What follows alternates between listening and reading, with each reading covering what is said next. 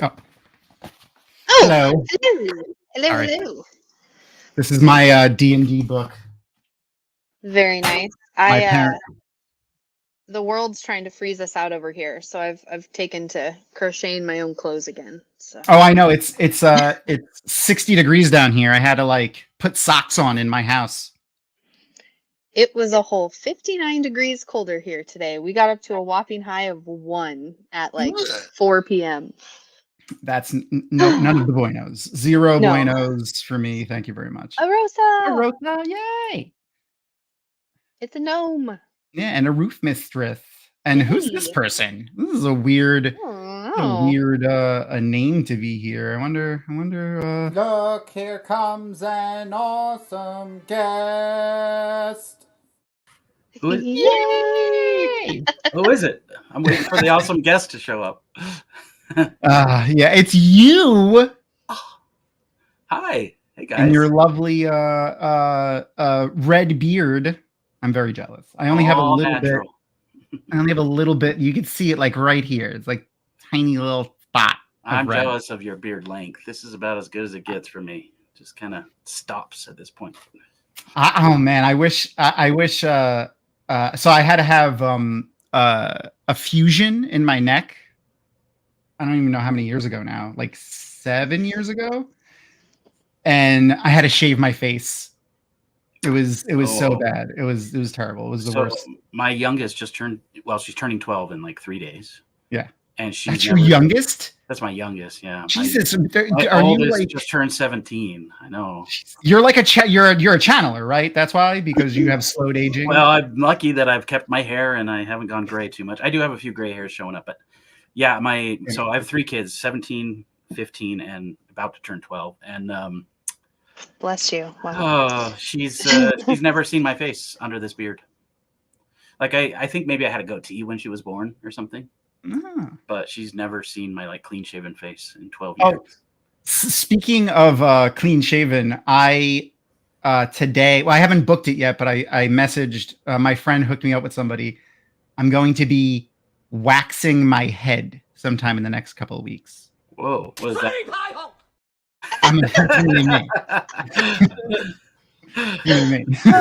Sounds about right. Yeah. I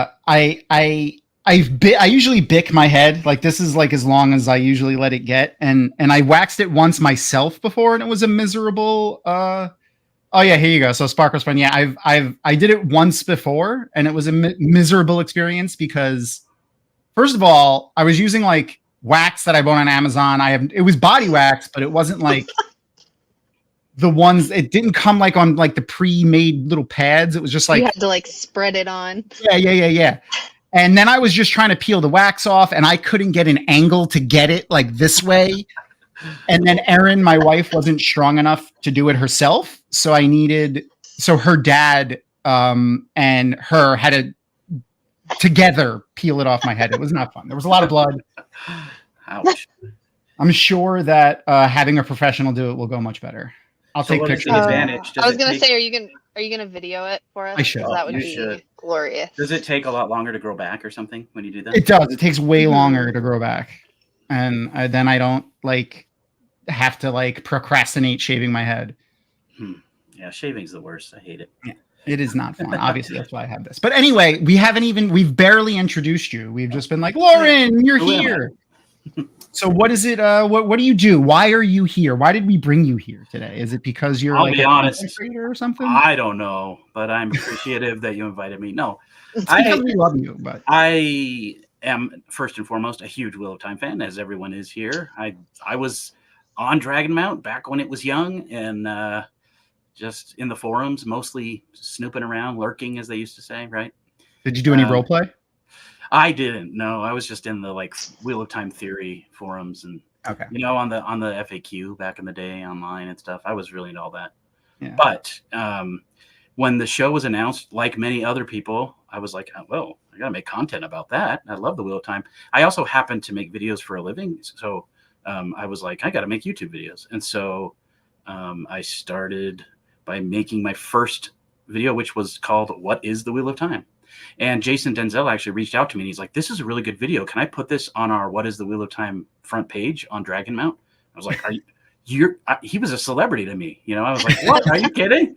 That's amazing. So I said, of course. And actually that helped me get quite a few views early on, which really helped boost my numbers on YouTube. So thanks, Jason. Thanks, Dragonmount. And yeah, the rest is kind of history. I am not the most frequent content creator. As a matter of fact, I don't think I've released a video for like 2 months, but I like to think that I'm one of the more quality content creators. I really try to focus on quality. That's something that's important to me. And so I just love talking about the lore. I love talking about theories. I'm the guy who like breaks down all the teasers when they release the teasers for the show. I just love that kind of stuff. So yeah, that's what I do. On Unraveling the Pattern is my YouTube channel. Yep. And I posted the link on all the chats. Yeah, and because I've kind of had this resurgence of Wheel of Time love because of the show, and I've gotten more into it again. You know, I was a big fan back in the day. Yeah, thank you, Arosa. Yeah, so I've kind of also reintegrated into the community a little bit, as I think a lot of us have.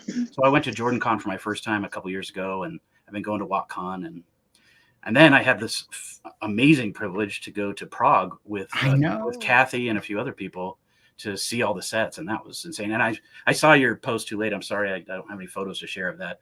Oh, it's okay. Speaking of videos, I still have not made my Prague video. I'm working on it, but that's okay. We were like, Kathy and I talked about doing like a pre-recorded, like an interview type thing where we talk, like I ask her questions about the Prague thing. We share video clips and pictures and stuff, and we haven't done that either. So don't feel bad. It was such an odd situation because I wanted so badly to share it on the days I was there, but you know, we were all kind of trying to support the strikes, and so we were not posting content.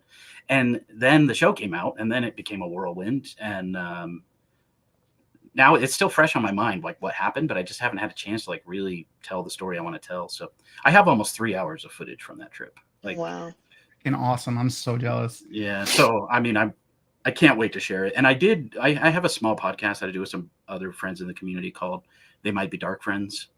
And I talked all about my trip there. So if that's something that you are interested in, you want to kind of just hear my thoughts about the trip and everything that happened, you can listen to that. But anyway, that was an incredible experience. Just amazing. So that's enough about me. That's okay. I mean, I can listen. I can listen to you talk about Prague all day because I love the Prague stuff. And I realized I did not change my banner, so this is a great time to remind everybody that we are going to stick to spoilers for full season spoilers for TV show spoilers. So you could spoil all of season 2. It's fine. That's the point of this, is a rewatch of the season. But we're going to stick for the first hour or so of this show to books 1 through 3. And then after the episode ends for about 10, 15 minutes, we'll chat. You know, if anything comes up during the episode, we're like, ooh, I want to talk about that, but we're spoiler level. We'll save that for the end of the show. We'll go full book spoilers for the last 10, 15 minutes or so of our live. But anything through episode 8 of season 2 is good to talk. Yeah, full season, full TV show spoilers. So that's awesome. Fine. Yeah, only 3 hours of footage that you have. Right. I'm guessing, because this would have been me, you were probably too busy just with your jaw on the floor, like staring at, like, I remember seeing some of Kathy's pictures and your pictures and Rob from Out Here Talk. Like, you guys got to go to the set of the Two Rivers. Yeah, and then they had like an awesome room set up with like a bunch of the costumes like on mannequins. Yeah, I would have just been drooling everywhere. I mean, and the thing is, they didn't tell us. I mean, obviously they were like, hey, we want to show you some cool stuff. We knew that the strike was going on, so we knew we weren't going to meet actors. But they said, you're going to meet some people behind the scenes, some of the crew, and maybe see the Two Rivers set. That was about as much as we knew. Yeah. And even then, it wasn't clear what that meant. And when we drove up to there were also times when we weren't allowed to film things. They were like, of course, okay, well, as you drive up, you can't film, but then once you're inside, you can film pretty much whatever you want. Just don't point it in this particular direction. You know, there were like all these things about that. And this was pre-season 2. So there was a point when they drove us through Jordan Studios, and they said, okay, we're going to take you to this location. When you're there, you can film, but while we're on the little golf carts in the studio driving between locations, you can't film. And we drove past like props that were featured in season 2 that we weren't allowed to talk about. You know, like the seals. I like drove right past the seals on the Darkmount prison, or the Forsaken seals, or whatever they are. Yeah. Filmed that, but I feel like I can probably talk about it now that it's all kind of out there with season 2. But yeah, because at that point, if we saw it on the screen, I'm sure it's fine. Yeah. Well, and at that point we had seen just that opening scene from episode 1 where we see the seals for the first time kind of. And so we were speculating like crazy.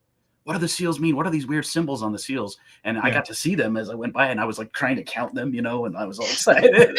Anyway, taking notes furiously. Yeah. And like the accepted arches, like they were just sitting there as we drove past them, you know.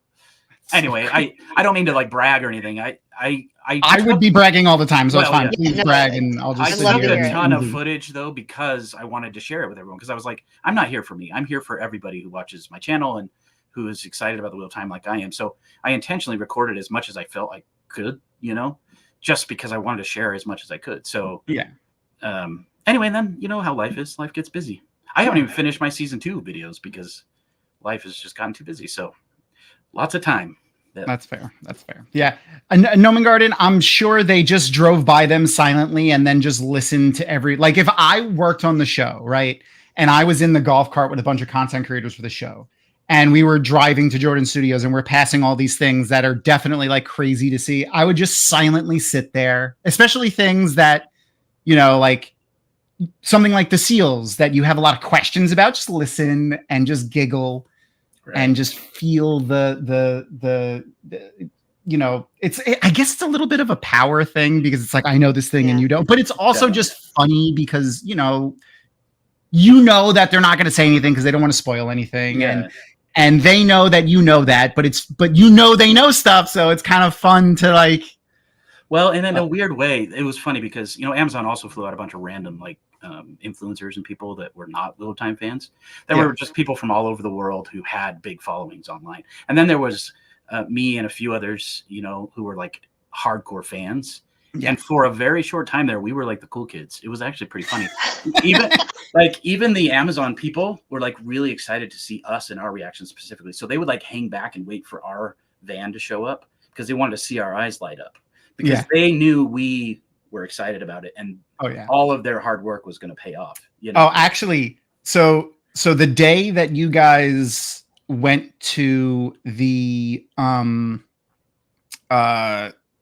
Two Rivers set, I got to interview. I don't want to butcher their last names, but both of their first names are Andre. One is the production designer, so he does like the sets and stuff, and the other one is the special effects designer, but not computer generated effects. He does like the explosions and like things breaking and like the physical set effects. Special effects, yeah. Yeah. So and then I also talked to Sharon Gillum and Davina Lamont, and all of them, but like it was I got to do them in groups. So it was Sharon and Davina and the Andres. I called them the Andres. Yeah. And both of them separately said how excited they were to go out to hang out with all of the fans, the fan content creators that were coming to set. And it was because they were going to be seeing you. And it was literally the next day when we met them. Yeah. Oh, so, that's awesome. So the day you interviewed them was when we were the Two Rivers set, and then the following day was when we got to go to Jordan Studios and meet them. That's and awesome. this is the one thing I don't fault Amazon at all. I'm so thankful that they sent me, but I wish I had a little bit of warning because I didn't know who I was meeting, and some of the people I met I didn't know who they were. Yeah, you mentioned the Andres, and I don't remember the last name either, but the production designer in particular, I'm embarrassed, but I did not realize who he was when I got to talk to him. And they were just kind of like letting us walk around in the streets of Tarvalon. So of course my jaw was dropping, and I didn't really realize who I could talk to. And I talked to Sana Hamri, the director, for quite a bit. Yeah, that's so awesome. She's so cool. But the Andre guy, I wanted to ask him questions about the seals in particular, but I just didn't even know who he was at the time. Yeah. So I'm like kicking myself, like, oh, I should have done a little more research. But anyway, that's all right. You couldn't have possibly. Like, what are you going to research the entire cast and crew to make sure that you can? You know, that's not possible. I'm going to give everyone like a 2-minute heads up. We're going to get ready to start the episode 5. That's out. There you go. Perfect, Oliver's ears. That's exactly what I was saying. So in a couple of minutes, I'm going to start the watch party over on Twitch. So if you would like to open up another tab in your web browser, go to Twitch. Dragonmount.com over on Twitch is our handle, because someone took Dragonmount and Twitch doesn't want to give it to us, even though they've been inactive for like 7 years. I'm going to start a watch party over there. If you haven't done that with us before, you need to have an active Amazon Prime account hooked to your Twitch. Twitch is free. Amazon Prime is not. If you don't, I will have this little handy timer going. And I'll, after a minute or two, once I can sync the time to the episode, because I actually can't control the episode. I can only start and stop it. I can't like pause and rewind. I'll sync the time up, and then you could follow along with our timer if you are not watching through Twitch. The other thing is make sure to, like, subscribe over, and not just here, not on our channels, but over on Lauren at Unraveling the Pattern. I posted his link to his YouTube, but I'm going to do it again because I want to make sure we get it out there in the sphere of the interwebs. I'm getting so close to a major milestone. I think less than 200 subscribers away from 30,000 on YouTube. All right, well, let's do that. Let's get that. Let's boost that up. Let's I'll make sure to send it to our social media people so that they can get it on all the social medias too when we're done, to oh, thank you for joining us, and make sure you only need 200 more people. Let's go, and we'll get that. We'll see if we can get that going. It's I'm so excited. Episode 5, by the way, is my favorite of the season. So I kind of requested that when you invited me, which thank you for inviting me. I was like, can I do episode 5? Because I love this episode. So speaking of lovely bearded men that we were talking about before, there's another one right there. Rob Christensen. What's up, buddy? He's in my They Might Be Dark Friends podcast. Oh, yay. Okay. Who else is on that with you? Alyssa Powers from One Power Ballad. She does her Little Time Song parodies. And we just got a new member who's an official co-host, Koala. From Koala. Yeah. Okay, great. That's awesome. All right. I think that might be enough time to get everyone queued up over there. Yes, we will not be skipping any of the stuff in the beginning. We're going to keep the recap and all that. And if you lose your place, again, I'll sync up the timer so that you can follow along. So I'm going to press play now over on episode 5 on Twitch. So start watch party. If you don't get a prompt, like if you're on Twitch right now and you're not getting a prompt to watch it, just refresh the page and it should be like, do you want to join the watch party? And you could join. And I have a countdown. Should be starting. 9, 8, 7, 6, 5, 4, 3, 2, 1. And okay, there we go. And it's the recap. I'm going.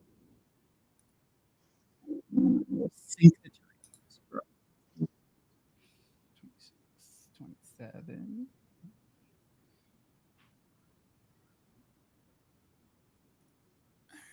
35. One more little adjustment and I should have it. All right, I think we're good. Yeah, we're good. All right. So this episode is your favorite. Why? I'm just huge on the lore. And this episode has 40 new terms that weren't mentioned before. So I get really excited when they mention things that are in the books, like Marath Damane, for example, and the Shan-Chan. As much as I hate the Shan-Chan, I love how the show portrayed them. Oh, and just because there's so much Shan-Chan stuff in the last couple episodes, I have to play my obligatory. The Shan-Chan are incredibly dangerous, and we needed people to be fucking terrified of the Shan-Chan. I swear to obey, to await, and to serve. I love that he said that. So every time. It worked. I have a great picture from here that I'm going to share. Like, so when we do our like spoiler talk, also I have all my like screen grabs that I usually share at the end, but I have one I want to show right now just because of this. So this is one of the only times we get to see Loyal's feet, and I've never thought about Ogier feet before until this episode. So here, let me maximize this. Frolic nipples, yes. Ogier feet, no. Okay. There it is. That's the good one. Look at this. Why not both? Look at that foot. So What's good. going on? First of all, 4 toes. Right? No. It's weird. No ankles. This man's legs are massive. It looks like almost like an elephant foot, like the pad on the bottom. All right, that's enough. That's enough. We'll go back to just watching. Can I just say the costume design? If this doesn't get nominated for an Emmy, I'll be really angry because, and I know that the Emmys for like the first half of last year just came out, like the nominations, and Wheel of Time was not included, obviously. Yeah, but thankfully they're going to do like a second half of the year Emmys because of the strikes. Because of the strikes, yeah. I really hope they're on. Costumes are just fantastic. Costume and or set. Yeah. Yeah. I mean, the set design's incredible. So much about the show is incredible. Another thing is Egwene, like Madeline Madden's performance to me. But yeah, Loyal definitely has an Only Feet channel, so don't worry. But no, yeah, the it's not. I've said it a lot on this show, but one of the things I really, really, really like about the costume design specifically for the show is like the differences in even people like in the same groups, like the Aes Sedai, for instance, like even women within the same Aja. Their clothing is so distinctly different because they come from different backgrounds, different countries, different stations in life. So they have different tastes, and the costume design really has that embodied into it. And it's beautiful. It's Absolutely. Just so great. I love that the Shan-Chan costumes show, like, they focus on the voice and or the not hearing. The way that Turok wears almost like ear covers. To imply that he doesn't listen to just anybody. Yep. And then the voice always have like something obscuring their face because who they are is irrelevant. Visible, right? Yeah. I am not a person who like pauses things to look at, costumes. This is one of the scenes. This is one of the episodes where I was just so fascinated. Like even their scarring. Like I wanted to see like the level of scarring on people. I watched this particular scene a lot, just looking at all the costumes. Yeah, the blood, like their costumes, their hair, their jewelry. It's just it's awesome. It's really awesome. And they really are paying attention to the details in the books. The shaving of the head, the length of the fingernails, everything's a little bit exaggerated in the show for a viewing audience, but they are accurate. Like Turok was fully shaved, whereas Sarath had that crest of hair in the back, and the other Shan-Chan blood, they have like certain sides of their head shaved depending on who they are, even down to the braid on the side of the voices' heads. That's described by Robert Jordan, and they were accurate to that.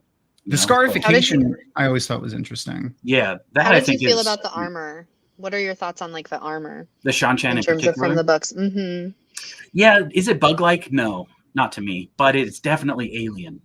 The idea that they're almost wearing this sort of like tusk-like, almost alien-looking garb to me works really well. But I wouldn't say it's bug-like personally. I don't know. Yeah, I don't get insectoid, like earth insectoid from them, but I definitely feel like exoskeleton vibes. Right. Yeah, I mean, it feels like something out of Aliens. Yeah, absolutely. Yeah. I feel like there was one set of armor that was a little bit different. I don't remember. It'll be later in the season that maybe looked a little bit more insect. Like it might have been when we saw him on the ships. I don't remember. But yeah, it's not insect, but I loved it. I thought it was more terrifying than what was described in the books. That's a great question, Omagard. And I wonder I doubt they do it to themselves, but like. Well, my thinking is, again, the show likes to show more than tell. And I think we're trying to say these are kind of weird. Oh, wait. Oh yeah, we got to watch this. Speaking of terrifying. No, I like when she says, "Come on." This scene. It's gonna take a second. Her throat's got to heal. So obviously, there's some full book spoiler stuff we got to talk about from this scene. Oh yeah. And I'm going to make a note of that so that I remember I've started doing that. There we go. That right there. Yeah, when she goes, bitch, I'm like, yes. Now notice this, the power is not coming from the elements, it's coming from the shadows. Yeah. Yep.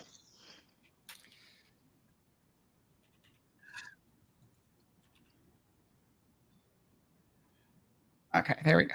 When we saw that clip of her leaving later, when she walks out of that cabin, we saw that in the trailer, and I was sure that was Maureen in the trailer. No, that's everyone. We were all like, "Oh, that's Maureen." I can't believe that was Lanfear in plain sight in the trailer. Yep. Oh yeah, the Suldam's armor does definitely on their back look like a carapace. Oh yes, I agree. See that. Oh, and it's the scarring too. I think they show the scarring in part because they want to show that the Shan-Chan are like zealots, just like the White Cloaks are zealots. They're very into their culture. They're very into everything. Well, to the point of Turok had it on his head. Harm, you know, like Turok's head was covered. I think it's a sign of their just like allegiance to their way of life. Like they're insane. They're willing to harm themselves. You know, like that's insane to me. Ooh, that's interesting. That's a good question for Lorne and Nickel Kopelkar. I'm gonna write that down. I'm gonna save that, Maxwell. And we're seeing about getting possibly Lorne, or at the very least Nickel Kopelkar, who worked on the music with Lorne, for an interview, and that could be a great question to ask him. So I'm gonna save that and see if we can ask them that. I will say my theory related to that is just that Lanfear's more involved with everything that's going on than we realize. She and Ishamael are absolutely conspiring together most of this season, in my opinion. Now, she's definitely got her other side plans, her side hustles too, but I think Ishamael still kind of was playing her. Oh, yeah. I think he wanted what happens at the end to happen. Uh-huh. Here's our little head pop moment. Yeah, this was hard to get screenshots of, by the way, because it's like 3 frames. They're a little blurry, but I got them. The Ishamael, I think we're gonna, and like, you know, obviously, so like big picture, Rafe knows what he's doing, and I think we're gonna have like, if he got to do 8 seasons like he wants, or 10 seasons or whatever it is, I think we'd see like really crazy, intricate plans of Ishamael being laid out even from season 1. Right. Well, and I think we're going to get that. Just to what degree will be how many seasons, you know, it ends up being. Right. That's it got me nervous currently. Season 4, when? Come on, announce it. Yeah, I know. I want. I was so happy to hear this, that his eyes will be permanently golden at some point. I was so worried. It was going to be like he went like werewolf or something. Right. Like wolf Wolfed mode. out. Yeah.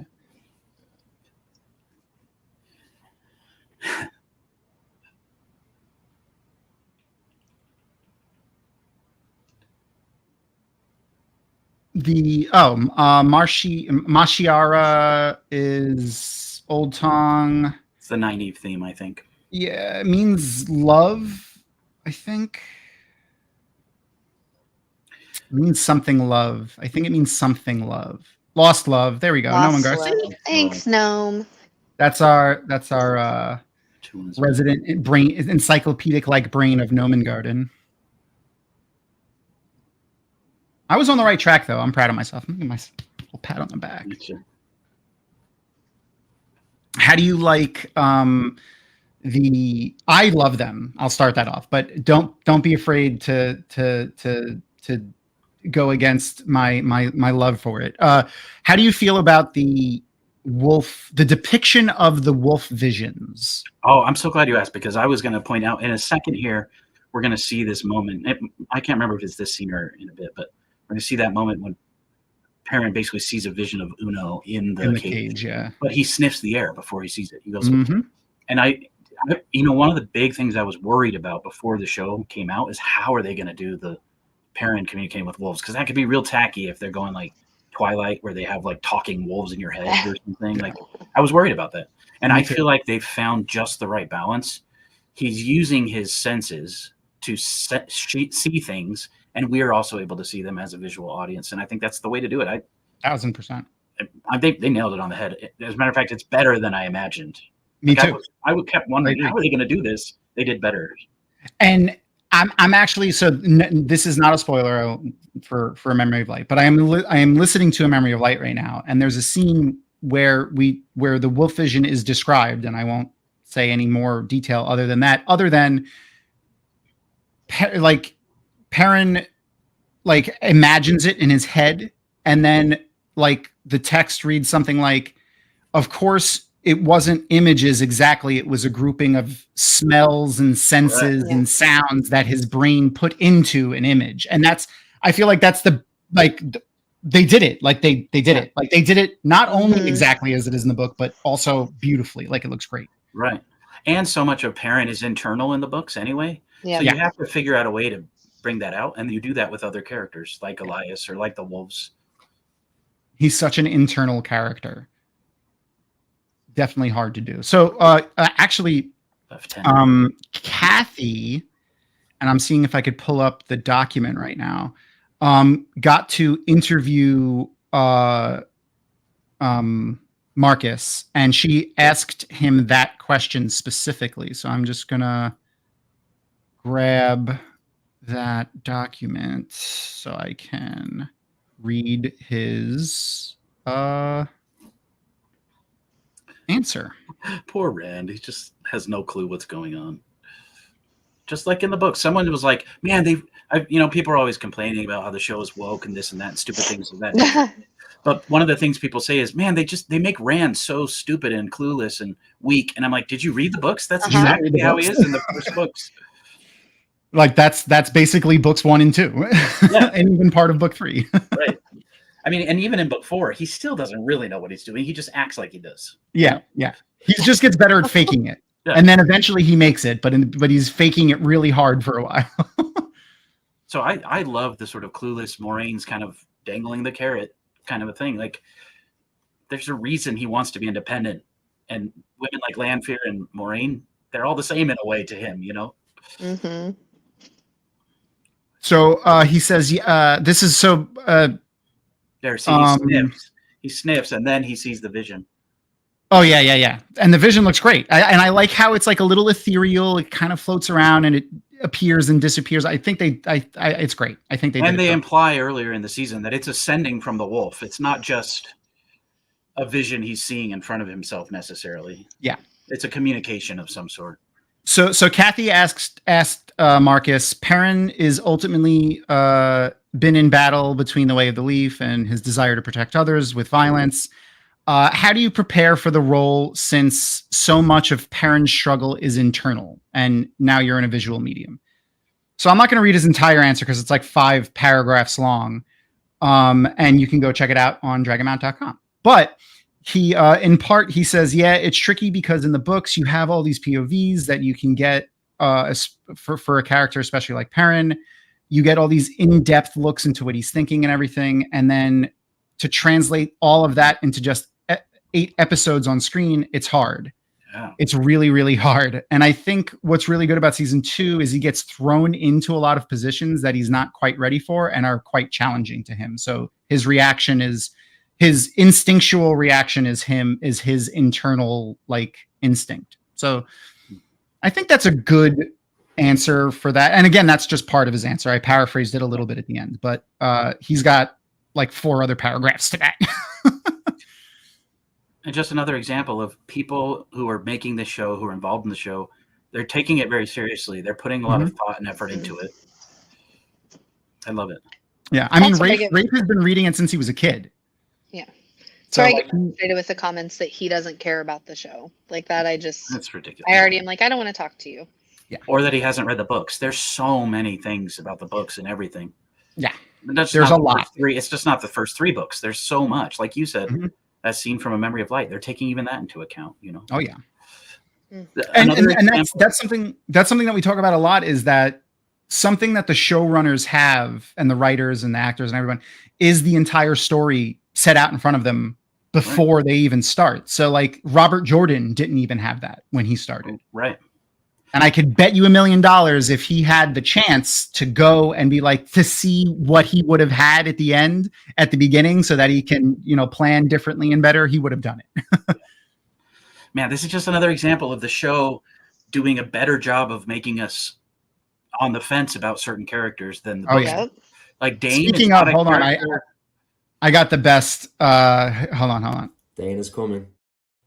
Dark friends beware. I love it. Hot Dane Bornhold. And here comes the best character in season 2, Lady the Dog. She's on her way. She's on her way. The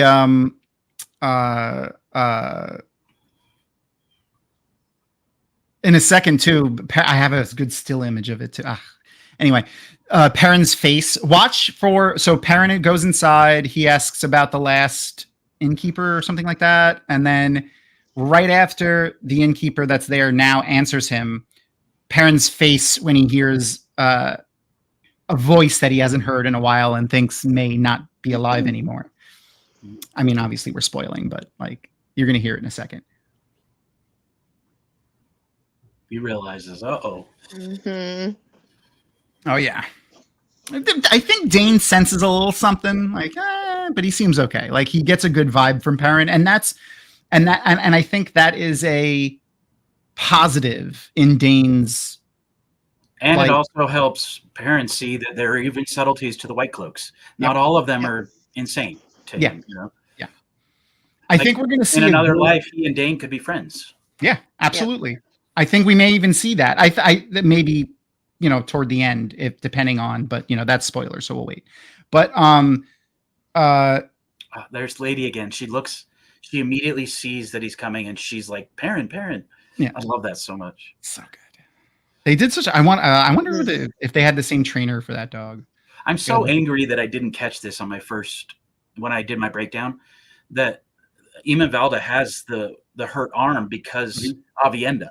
I assumed he was still injured from Egwene because I wasn't thinking. But they literally say like she almost tore off the arm of the last person who got too close. And then we see Eamon Valda with that thing. It's his arm in a sling is perfect. And what did he say? It was like 11 of your questioners and 3 of my children or something to put her in the cage this first time.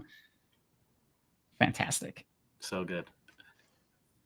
The differences in that lady immediately, the second Eamon Valda senses Perrin, Lady distracts. Yep. Lady's the best character. She's got Perrin's back. She's clutch for Perrin. That's part of his pack right there too. See, that's why we only have people with big, beautiful, wrinkly brains on the show, and that's why he's here.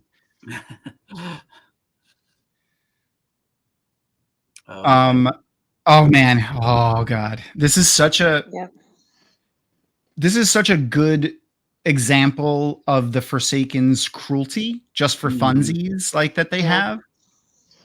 Some of them, but also recognizing that in a way Lanfear's putting on a show for Moiraine and Rand.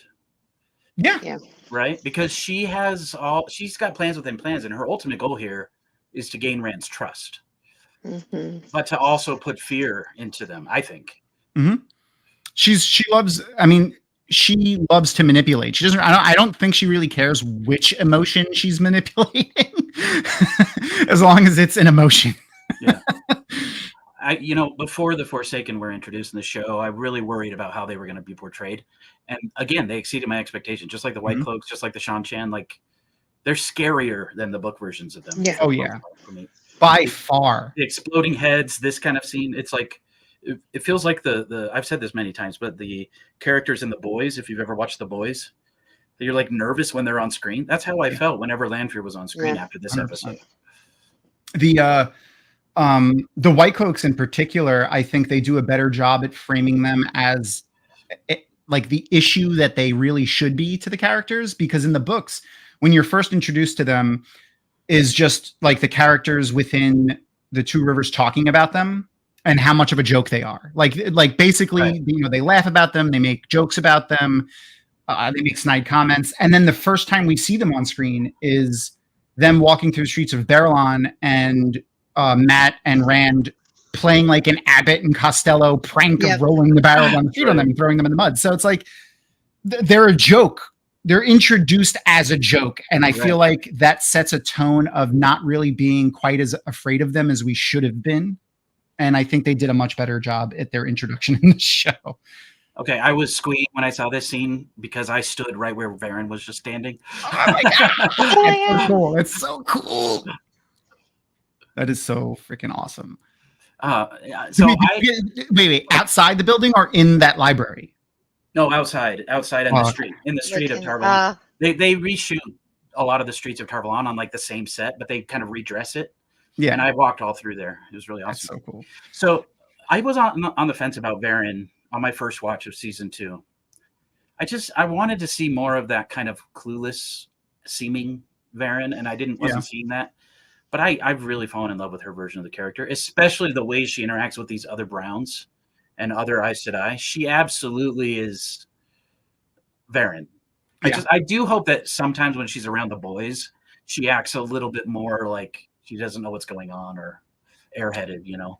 Yeah, they are definitely combining her with more than one character, or at least not even just the character, but like different roles.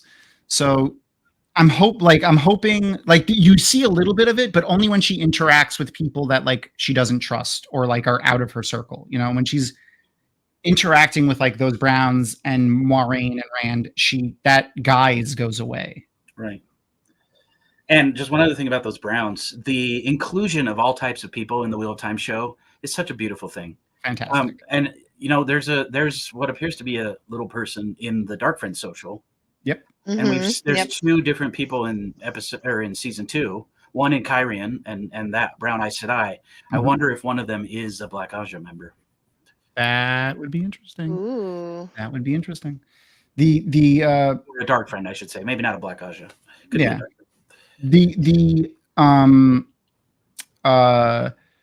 The idea of the skin tone and facial features of all of the people in the Westlands being widely varied makes sense because one, in the Age of Legends, like travel was unrestricted. You could literally teleport essentially anywhere you want. And then they had planes and cars. So like, you know, it was a very mixed population of people. You didn't have these, and there was no war. Mm-hmm. There was no religion. So you didn't have people being sectioned off in any way. Right. The timestamp is on my screen here. If you see it, Rob.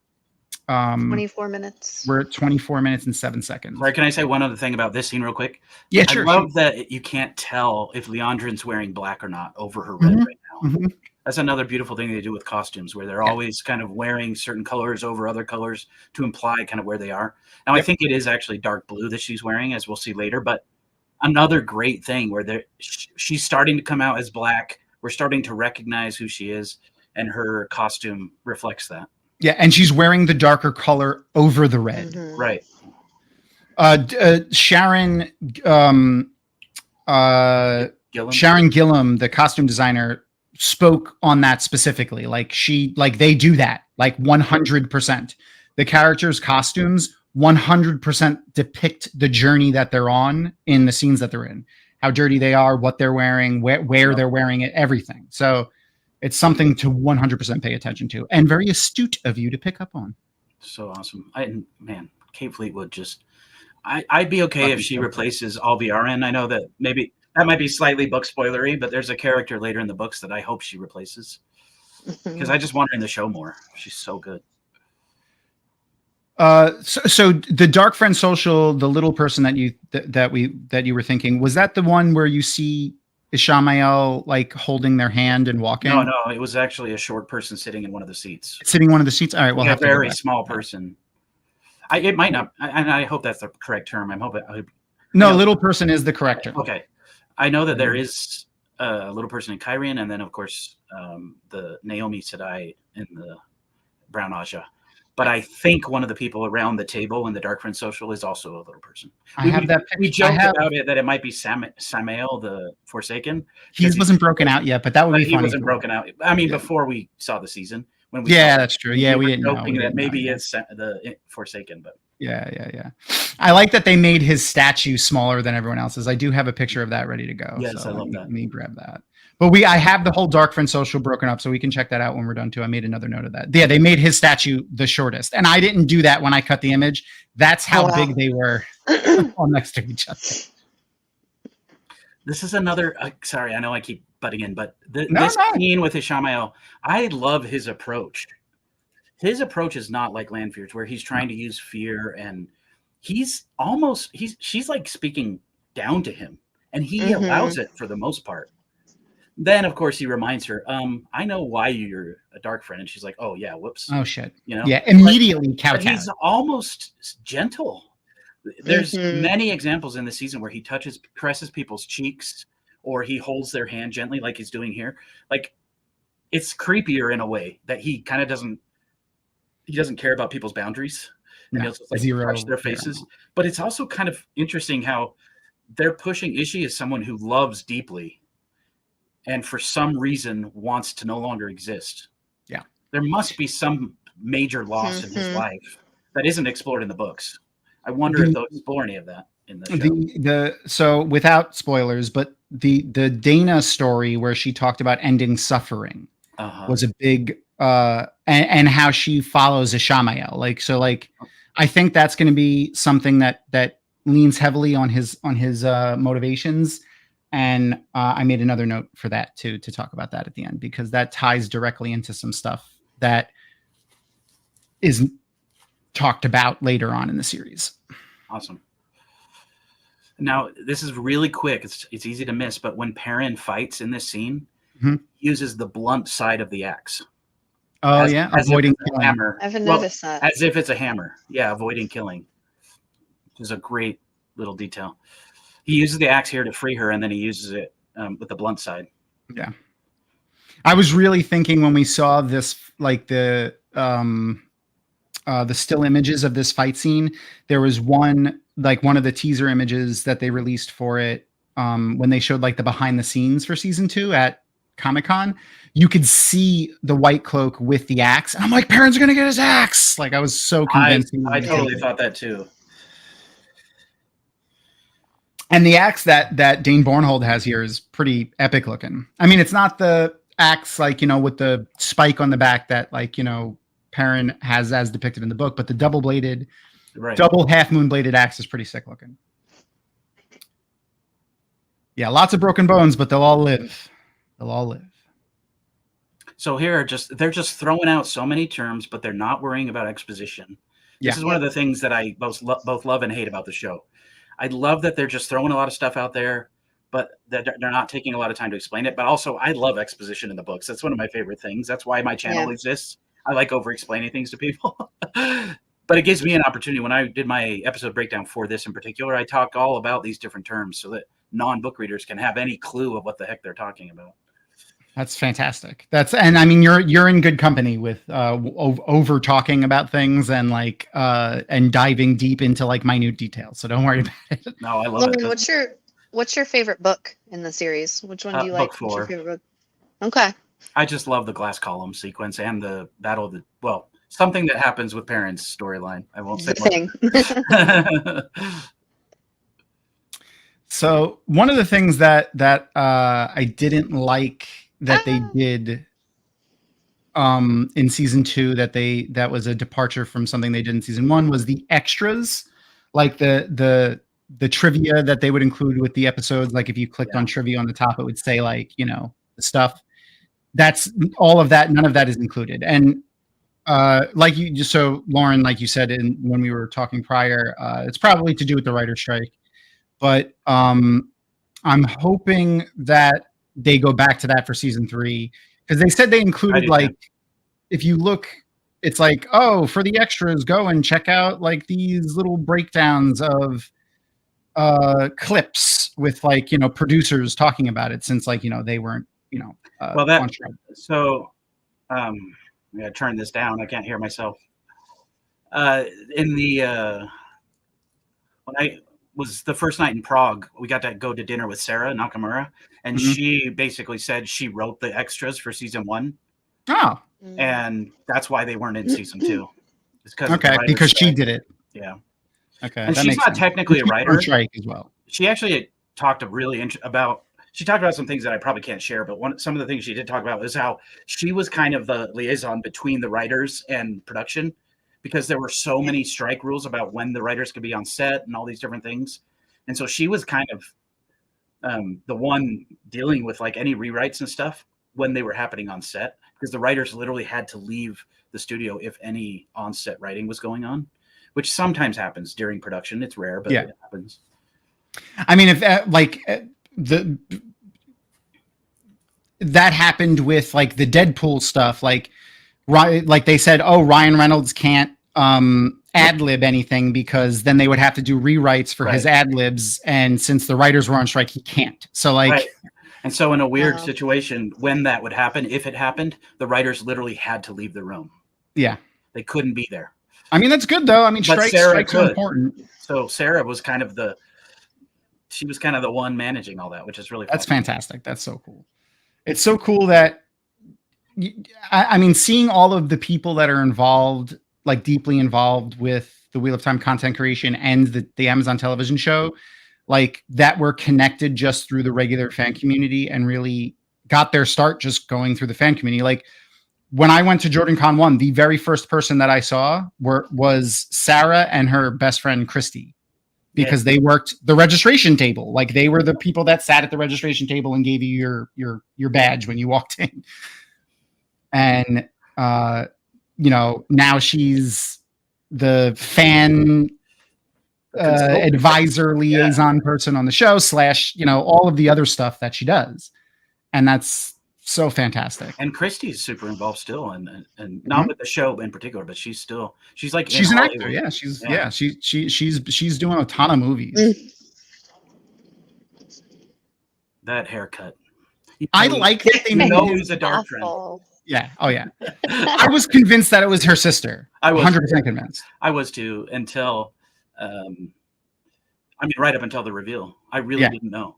Yeah. Well, they I think they red herringed us with her. Yeah. Like they leaned on it a lot. Like you know what? I think Moraine knew. I think Moraine knows at this very moment. Look at her face, the way.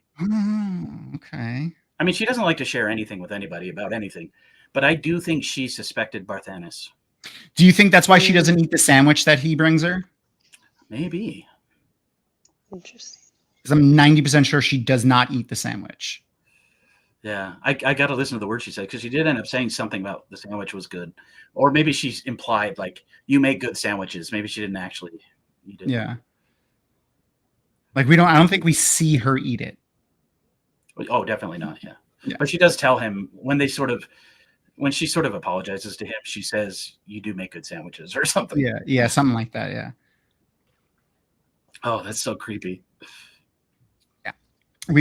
I'd much rather dopey, confused Rand than broody, emo Rand. Yeah. So I'm happy with this version of Rand. Agreed. Okay, speaking of fresh clothes, sorry, I have to say real quick. Oh, yeah, shoot. When Rand changes into Barthanes' clothes, I was sure that he was going to be wearing one of the outfits that was visible at the Dark Friends social. And so I went back and I brightened it up and I looked, and unfortunately it wasn't the case. But I was really hoping that the clothing on Rand would match someone at the Dark Friends social. Wouldn't that have been so perfect? That would have been really cool. That would have been perfect.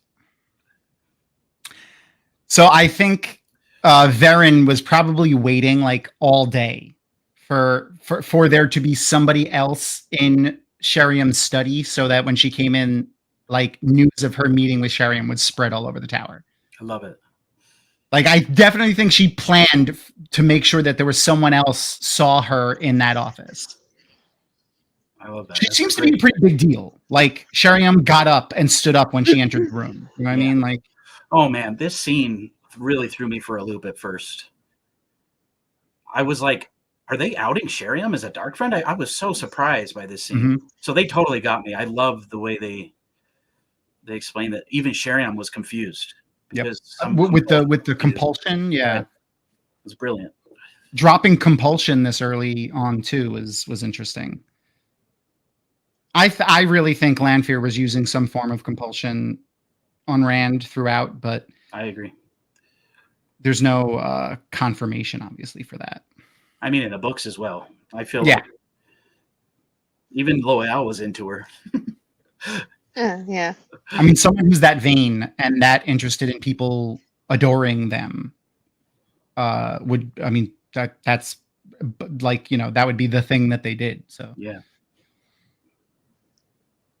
I'm still like, I'm interested to see what they do with Sheriam and Maureen's interactions because, and this isn't a spoiler or anything for the books, but Sheriam is older here than she is in the book. Yeah. She's way older. Right. So like if they follow the same aging qualities of Aes Sedai, she's probably like 200 years old, where Maureen is only like 70 something. Which is still way older than her book version. Yeah. So I'm wondering how they're gonna, like why they did that, and then like how they're gonna use it for in the future. I actually wonder if Sheriam will be much of a focus in the future of the show. I mean, of course, I hope she is. Yeah, I mean, I have a big theory about that, but we can talk about that in the spoiler section because you make a note of Sheriam. Mm-hmm. And it's also related to Swan and Moraine, if that helps. Dude, the actress who plays Cho Chang, I can't remember her name. This woman here who plays the Brown, I love her so much.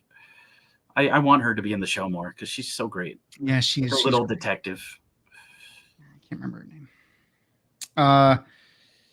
Yeah, she's great. I'm glad that she's still like acting a bunch and she got in something like big. I hope they don't like. I don't remember. They don't kill her off, right? Yeah, Katie Leon. But she is there in Kyrian with all the other sisters, and the majority of them are Black Aja. So yeah,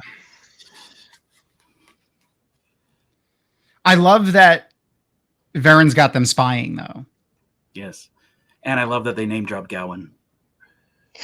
Yeah. So we have a Gowan confirmation, but not a Galad confirmation. And I think they also name drop Morghese, right? Did they, or did they just say the Queen? Yeah. Well, I don't know if she does it now, but they do it during this season. She is mentioned. I like the depiction of the Old Tongue writing as well. I think it looks. And I think this is the modern tongue, whatever they call it. They call it like it's not the Old Tongue. It's Oh yeah. It's New Tongue. New Tongue or something. Yeah. Yeah, that's what Robert Jordan called it. And those signs that we saw earlier with when Lanfear's on her horse whipping it. There's that sign. Those are like mile markers essentially. Yeah. The just for you get my vulgar tongue. Vulgar. You get it. The Robert Jordan talked about how like the characters don't speak English or common like they do in most fantasy. They speak New Tongue, which is just a really derivative version of Old Tongue, which is basically how the Forsaken were able to like learn the language so quickly when they woke up. Okay, though some of them were able to kind of be aware of events that went on in the world, not just the one that kind of was awake. Right.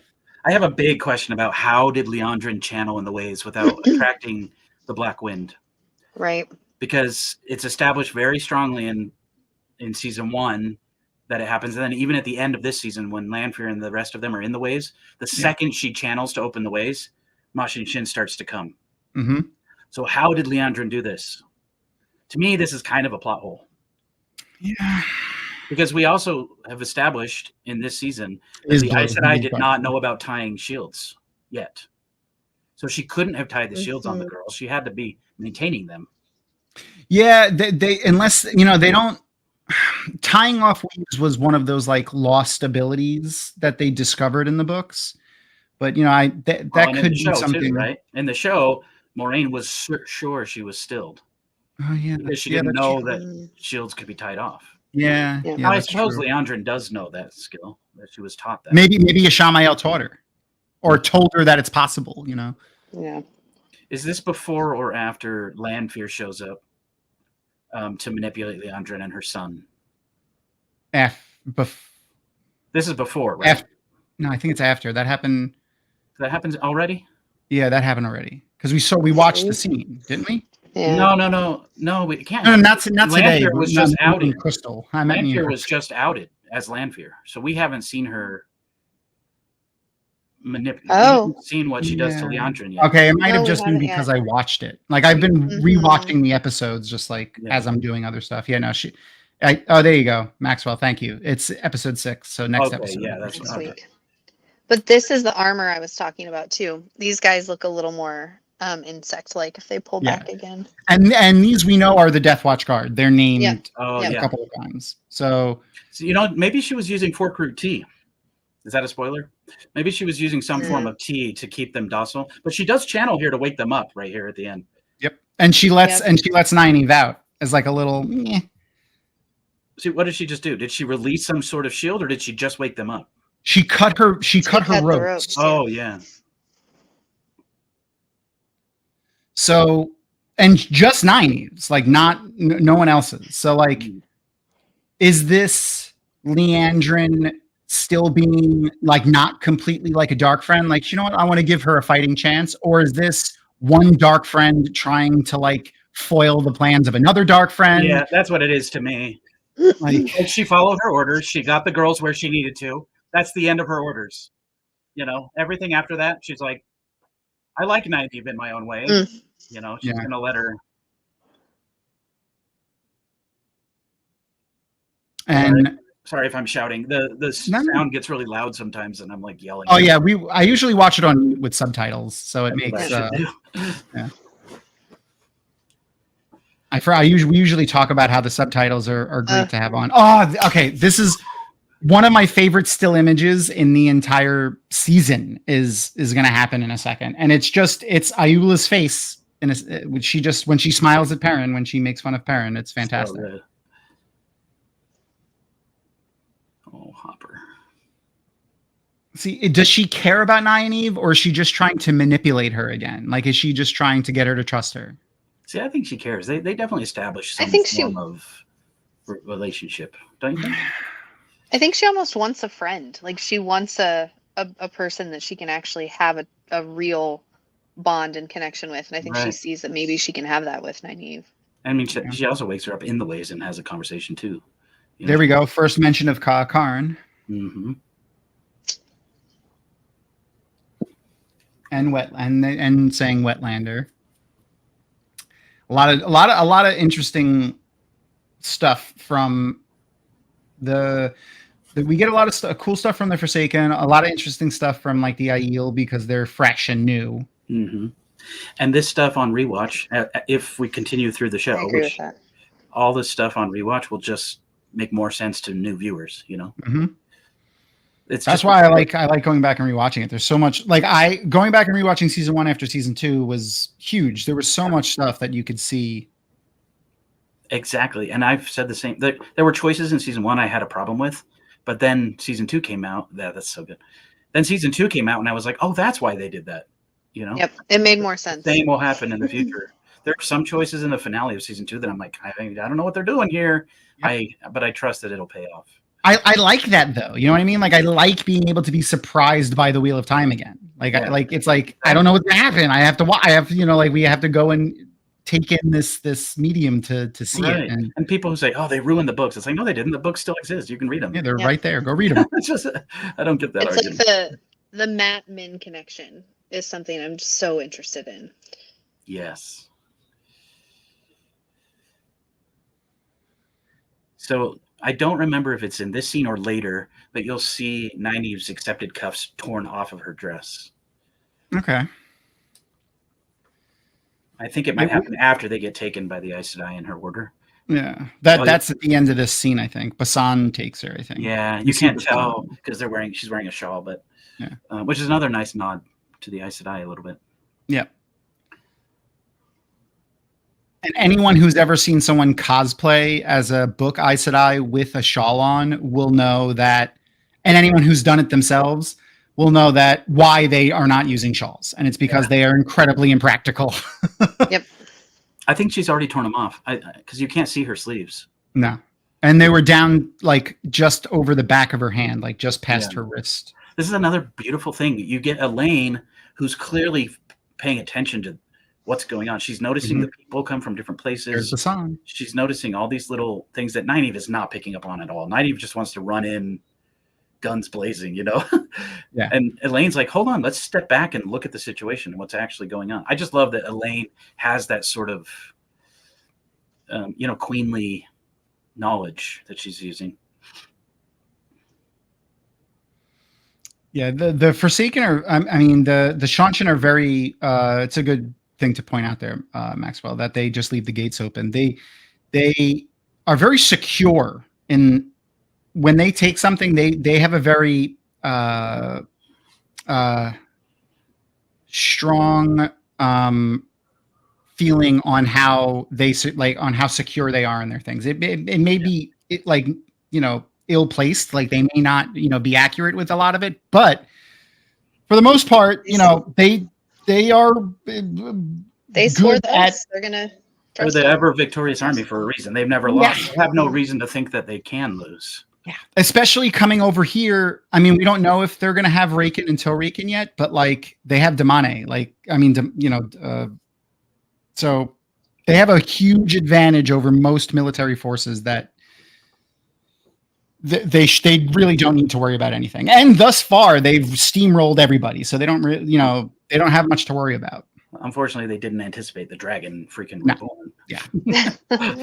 as did like none of the Dark Friends who soar to the shadow in the last 50 years. Right. And here's where we catch Liandrin 100% lying. Now we know she's 100%. Like, there's a lot of instances where Liandrin could have been lying up until this point, but I'm pretty sure this is the first time we as a viewer 100% have like out and out proof that she is saying something that is untrue. Although I will ask, Elaine says in the next episode, she says Liandrin broke all 3 oaths, but we've only really seen her break 2. She harmed the girls. She doesn't make and she lies to be aware. Yeah. So I'm wondering if that might have just been like kind of exaggerated. Poetic. Yeah. Yeah. Hyperbolic. There you go. She doesn't make anything. Yeah. Varen's knowing look is so good. Oh yeah. Varen is fantastic. There's so much stuff going on in that head. I love this actress that's playing her. What is it? Mira Sayal. Yes. Fantastic. Amazing. And then Rosamund Pike, she just elevates every scene she's in. Everything. She is incredible. She is Moiraine for me now in my head. Oh yeah, the fire sword. When I'm not sure which fire sword you're referencing, but the one that I instantly thought of. The weapon to harm. She makes the sword of fire. Okay, maybe I don't know. But Varen does that too. Varen buffs her warder essentially and gives him a sword made of fire to go. But he's literally fighting Shadowspawn. So fighting Shadowspawn within the oaths. And his life was in danger, so fighting to defend him.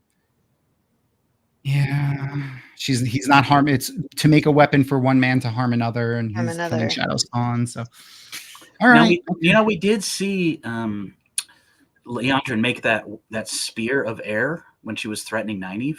Mm-hmm. But we also saw Swan do that in the books, and that wasn't. Yeah, I don't think that counts. Yeah.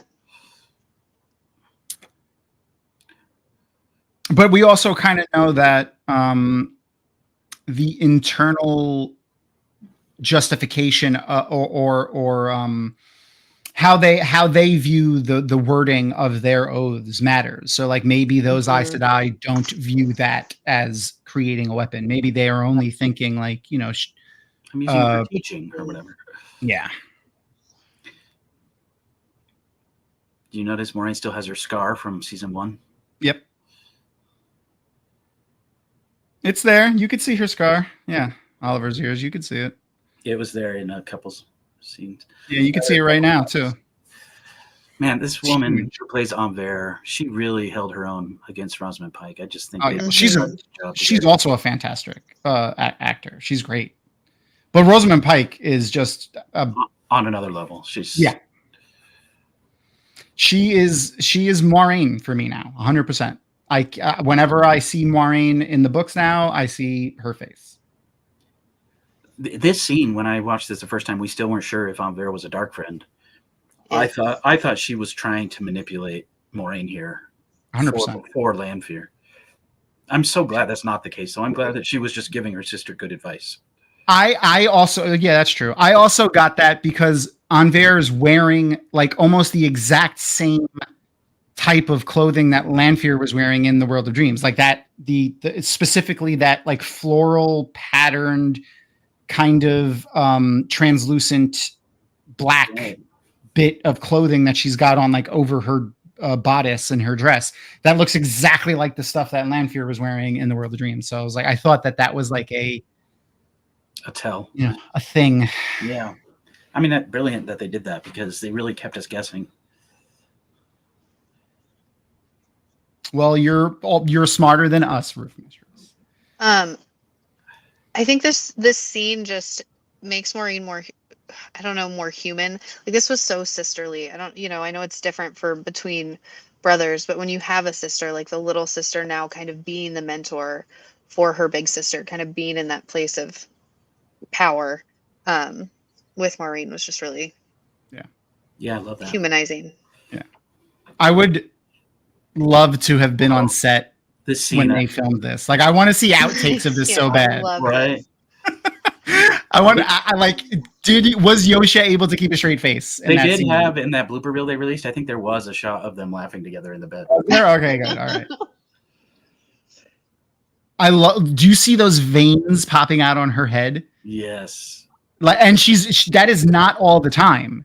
That is only when she's let down her Celine disguise. Also, another thing, whenever we see her in the World of Dreams, her hair is short. Short, yep. Mm-hmm. Which I love. Another thing I love about this scene is how Lanfear swallows when Ishii isn't looking. She is scared of him. Oh yeah, 100%. Oh yeah. They say that he's second to only the Dragon Reborn, so she knows that he's stronger than her. She also knows he let her out for a reason. Oh yeah. So he has the upper hand. Yeah. Which means, I mean, obviously he was out before her, so who knows? She has no idea for how long. She has no idea what he has laid around. So, but she also must have some idea that he's been manipulating events for. Well, is this a spoiler? Maybe that's a spoiler. We'll save that. Yeah, for a little while. Shanshan, that's something he's been setting up for years, a little while, decades.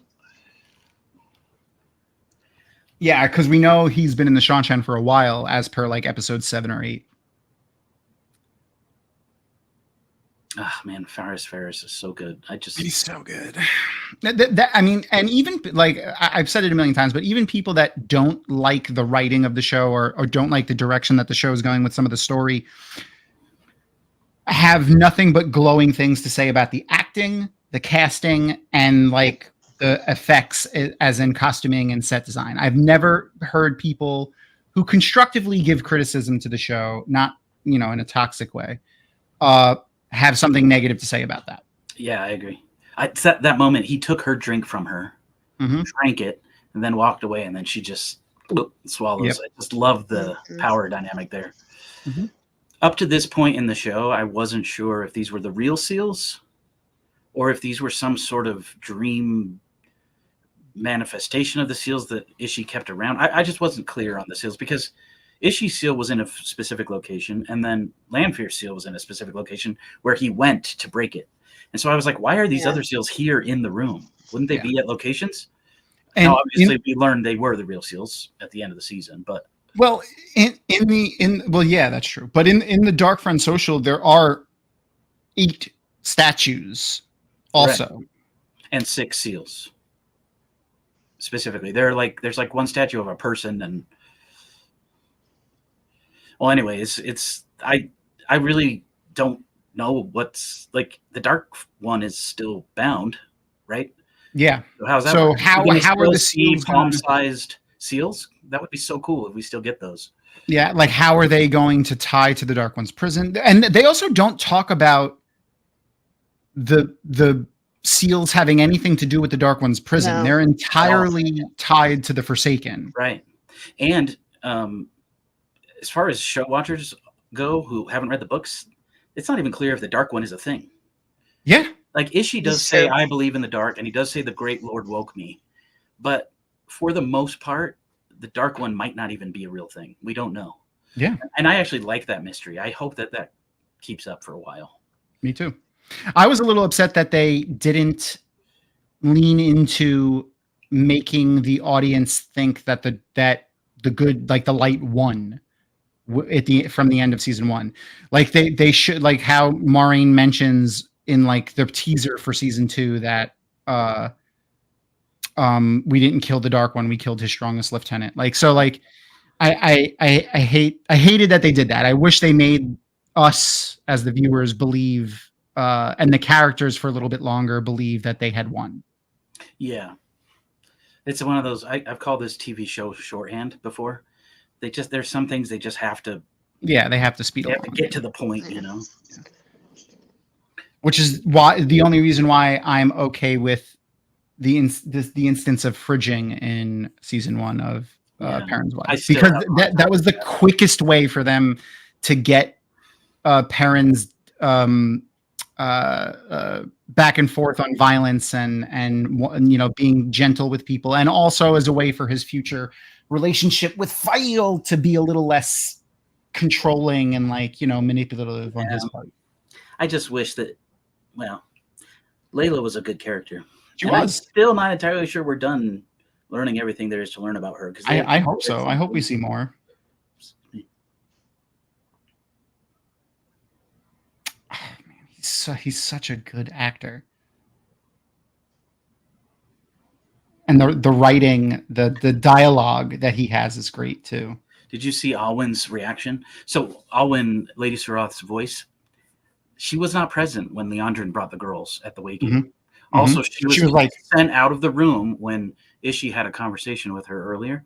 So my theory is that Alwyn is not a Dark Friend, and she doesn't know that Sarath is a Dark Friend. Okay. Maybe she's starting to gather that that's true. Here's another character that I felt got done dirty in this season. This is the only thing that I'm a little miffed about. Not the only, but this is one of the things I'm a little miffed about from season 2, which is like none of the characters have a mention for Rena when they're going into the barracks or whatever, the kennels as they call them for Damane. Like they don't say Rima. Yeah, Rema. Yeah, Rima. Sorry.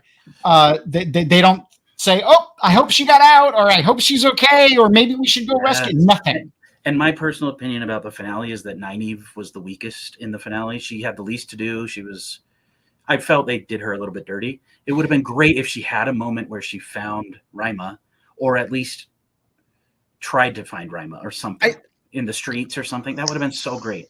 I agree with that. I think of Egwene. Yeah, I think they should have had her spot Rima and then maybe try to do something. But having her fail at all those things, I think, is very important for her character building for the future. And that's the only reason why, again, I'm willing to forgive it, because I feel like it will pay off later. It just felt weak in the finale.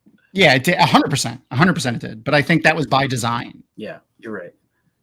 That's a really good point. I can't wait to see what they do. I love the way this looks too. I love the way that they're doing this with the Adam, like how they added a lot more to it than in the books, and I think they did it really well. I mentioned this in my breakdown too, but so when the White Cloaks captured Egwene, they unbraided her hair against her will. Mm-hmm. When the Shan-Chan capture her, they braid her hair against her will. Yep. Egwene is a metaphor or an example of women being abused by people in power and controlled. And her braid, which is sacred to the women of the Two Rivers, is an absolute symbol of her womanhood being taken from her.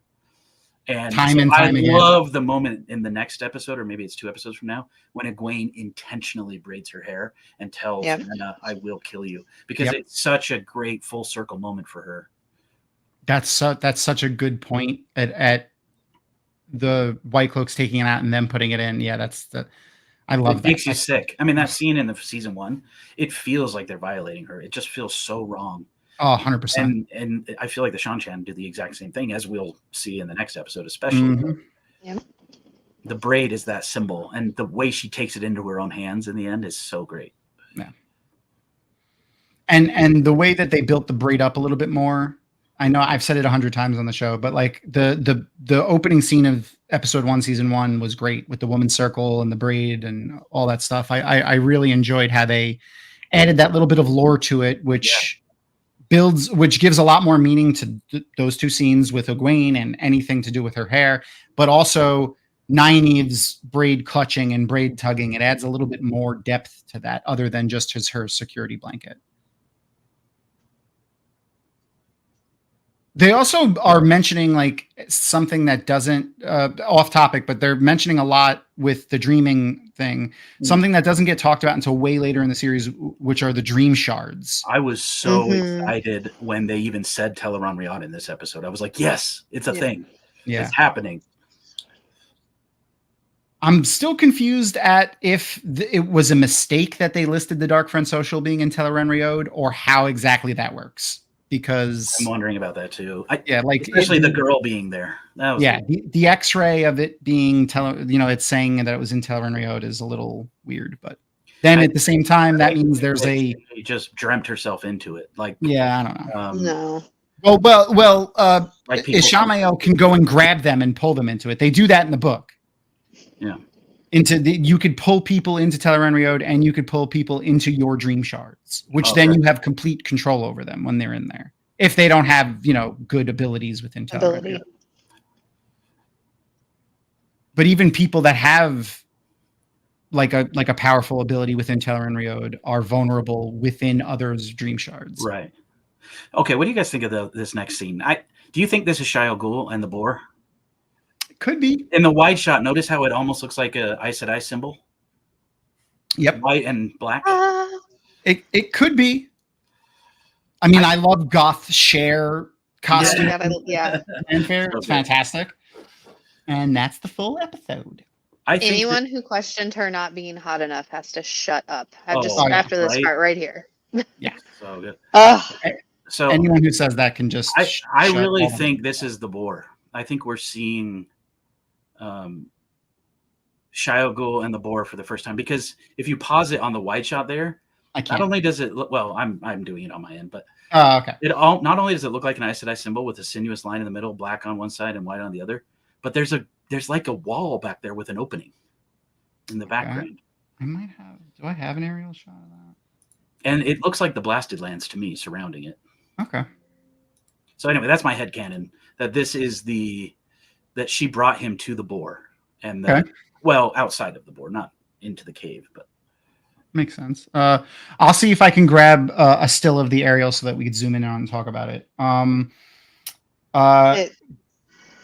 In the effort to save some time for our dear friend Lauren, so he can go hang out with his family for a little while, I'm not going to get too far off topic for the end of the show. So, any final unspoilery thoughts before we go into full spoilers? I'll just say, as I've already kind of said, the reason I love this episode so much is because it has so much packed into it. Yeah. And yet they still don't overburden us with exposition. I think it's very brilliantly written. One of the things I noticed when I was breaking this episode down originally is that every new term that is introduced in this episode is mentioned twice or more, just to kind of reinforce it for people. Words like compulsion, Black Aja, Idam. They don't say Idam until the next Adam, however you say it, until the next episode. Marath Damane, just Aiel, all of these things that are kind of new for the most part in the show are reinforced. And like I say, just like the books, these episodes will be better on rewatch when the show is finished. Oh yeah. Because you'll be like, oh wow, they were planning on that way from the beginning or whatever, so just brilliantly done by the writers. There's so much that they show in the visuals, the costumes and everything that I'm just blown away by. So props to the creators of the show. I don't know how they managed to cram so much in, really.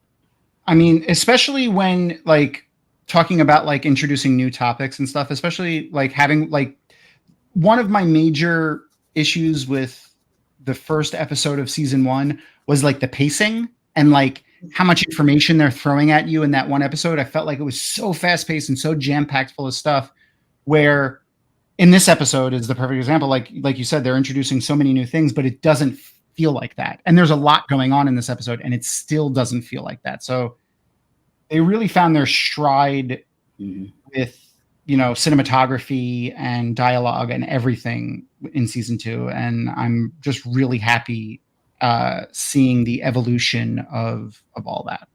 Exactly. I want to see one pure season of this show where there's no weird interruptions like COVID or a writer's strike or actor's strike or anything. I just want to see from beginning of writing to, finish of the show being out and being marketed and everything. I want to see a uninterrupted season because I think they'll just blow us away. Absolutely. And I think season 3, for the most part, was done with principal photography before the strike happened. I think they had like a month or 2 of principal photography still going. So when I talked to Sarah, she said, I asked her, I said, so the writer's strike, like what is it doing to the show? Yeah. And she said, we're really confident about the first 6 episodes of season 3. They're pretty much camera locked. Okay. I don't know if she used the term camera locked. Like they were locked in the writing phase. They felt She said episodes 7 and 8 still needed some polishing. That's what it was. They were wrapped in Prague, but they were still going to Africa to film in Morocco and wherever they were filming. So anyway, my understanding is they were able to get the time they needed and that it will be okay. But there were still those interruptions. The other thing is season 2 wasn't able to be marketed quite as strongly because of So to me, that's a big, like, I hope that Amazon isn't looking at the analytics and going, oh, well, we dropped off because they weren't putting the effort into the promoting as much, Yeah. They know the issues that surrounded that, and people that we spoke with that were on the show that will remain anonymous because I don't want them to get in trouble. When the strike was going on, specifically told like us as in content creators, like they said, we, like all of the content creators, are going to be the sole people talking about the show, and like modern, like mainstream media are going to do whatever like Amazon commercials they put out, but they're not going to do a lot of hype for it because they can't interview the actors. And that's all media really cares about, is doing press junkets and stuff like that.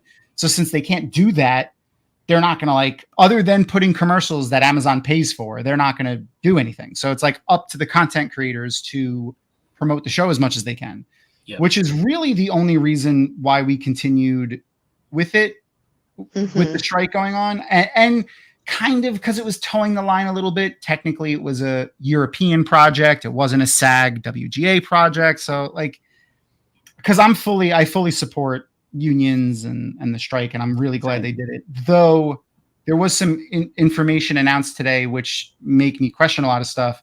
The Writers Guild signed a deal with video game companies to allow video game companies to use AI for voice acting in video games.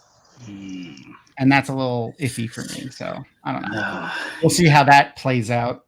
Well, and I know that some of your staff, like Kitty, she's like in SAG, wants to be in SAG, right? Yeah. So she is SAG. She is SAG. Yeah. So that's totally understandable. From my point of view, it was like an ethical dilemma. I was like, I almost turned down the Prague trip for this reason, because I was like, I don't know. Everyone that I know that went had this same kind of dilemma. I spoke with Rob. We all talked to each other. That's kind of how we all kind of decided maybe this is okay, because Amazon was really cool about saying you don't have to promote it. You can come and you can not promote it at all. I'm glad, or even say anything. I really am glad. If they had like content requirements, I think we would have all turned it down. Yeah, I know. That's what Kathy said. When Kathy said that she found out that there were no content requirements, that was when she decided that she wanted it. That she felt okay enough to go.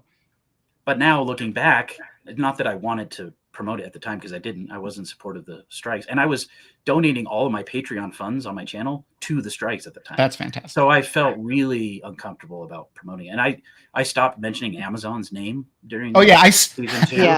I put all of the stuff that we got from Amazon, like their press stuff, like when I went and took stuff from their press site, I took Amazon's logo in Photoshop off everything. Yeah. So I mean, I think, considering that I'm not even part of the unions at all, I just wanted to support them. I feel like what I was able to do was, I felt okay about it. But yeah, it's one of those things where, looking back, I now realize season 2 just wasn't promoted the way they normally even season 1 was like, right. So it would have been amazing to see if we could have had the actors more involved at the time. They would have been on shows like Jimmy Fallon or whatever, and there would have been a lot more visibility. But anyway, season 3. I'm hoping we get so I got to host the premiere, the one of the fan premieres, the one in LA for season 1. They asked Kitty and I to do it again for season 2, and we said no because of the strike. So I'm hoping they ask us to do it again for season 3, and we didn't like burn that bridge. Similar thing happened. I got to do the Denver one.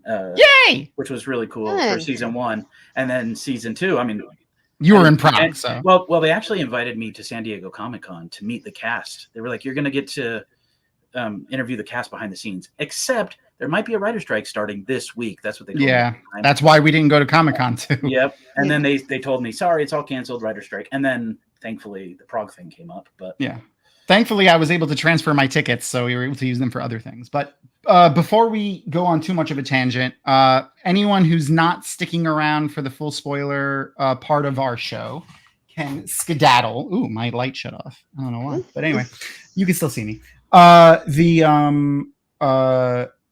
You could skedaddle now. Anyone who's going to stick around, I'm going to change over, and we're going to go full book spoilers now. So anyone who doesn't want to see that, we'll see you later.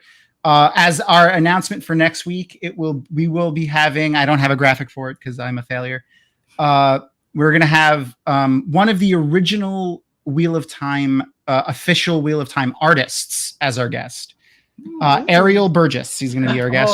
She's the one who did my here. Let me make myself a little bit bigger. Oh no, that's you. Hello. I mean, not that we don't like looking at you, but I have to put myself over here and then do that. So she's the one that did the Maureen picture that's right here. Beautiful. The one of half Tom's patch cloak, half naked. But she will be on the show next week. So if anyone wants to come and say hello to her, make sure to tune in next week. All right, so that's it. We're going to go full spoiler now. So what's my first note that we wanted to talk about? The Lanfear scene when she was channeling what I think you wanted to mention, the true power. Yes. So, again, I love the lore. I love the metaphysics. And I always worry when they change things in the show related to that kind of stuff. Mm-hmm. I understand adapting the story. I understand putting characters in different locations and things of that nature.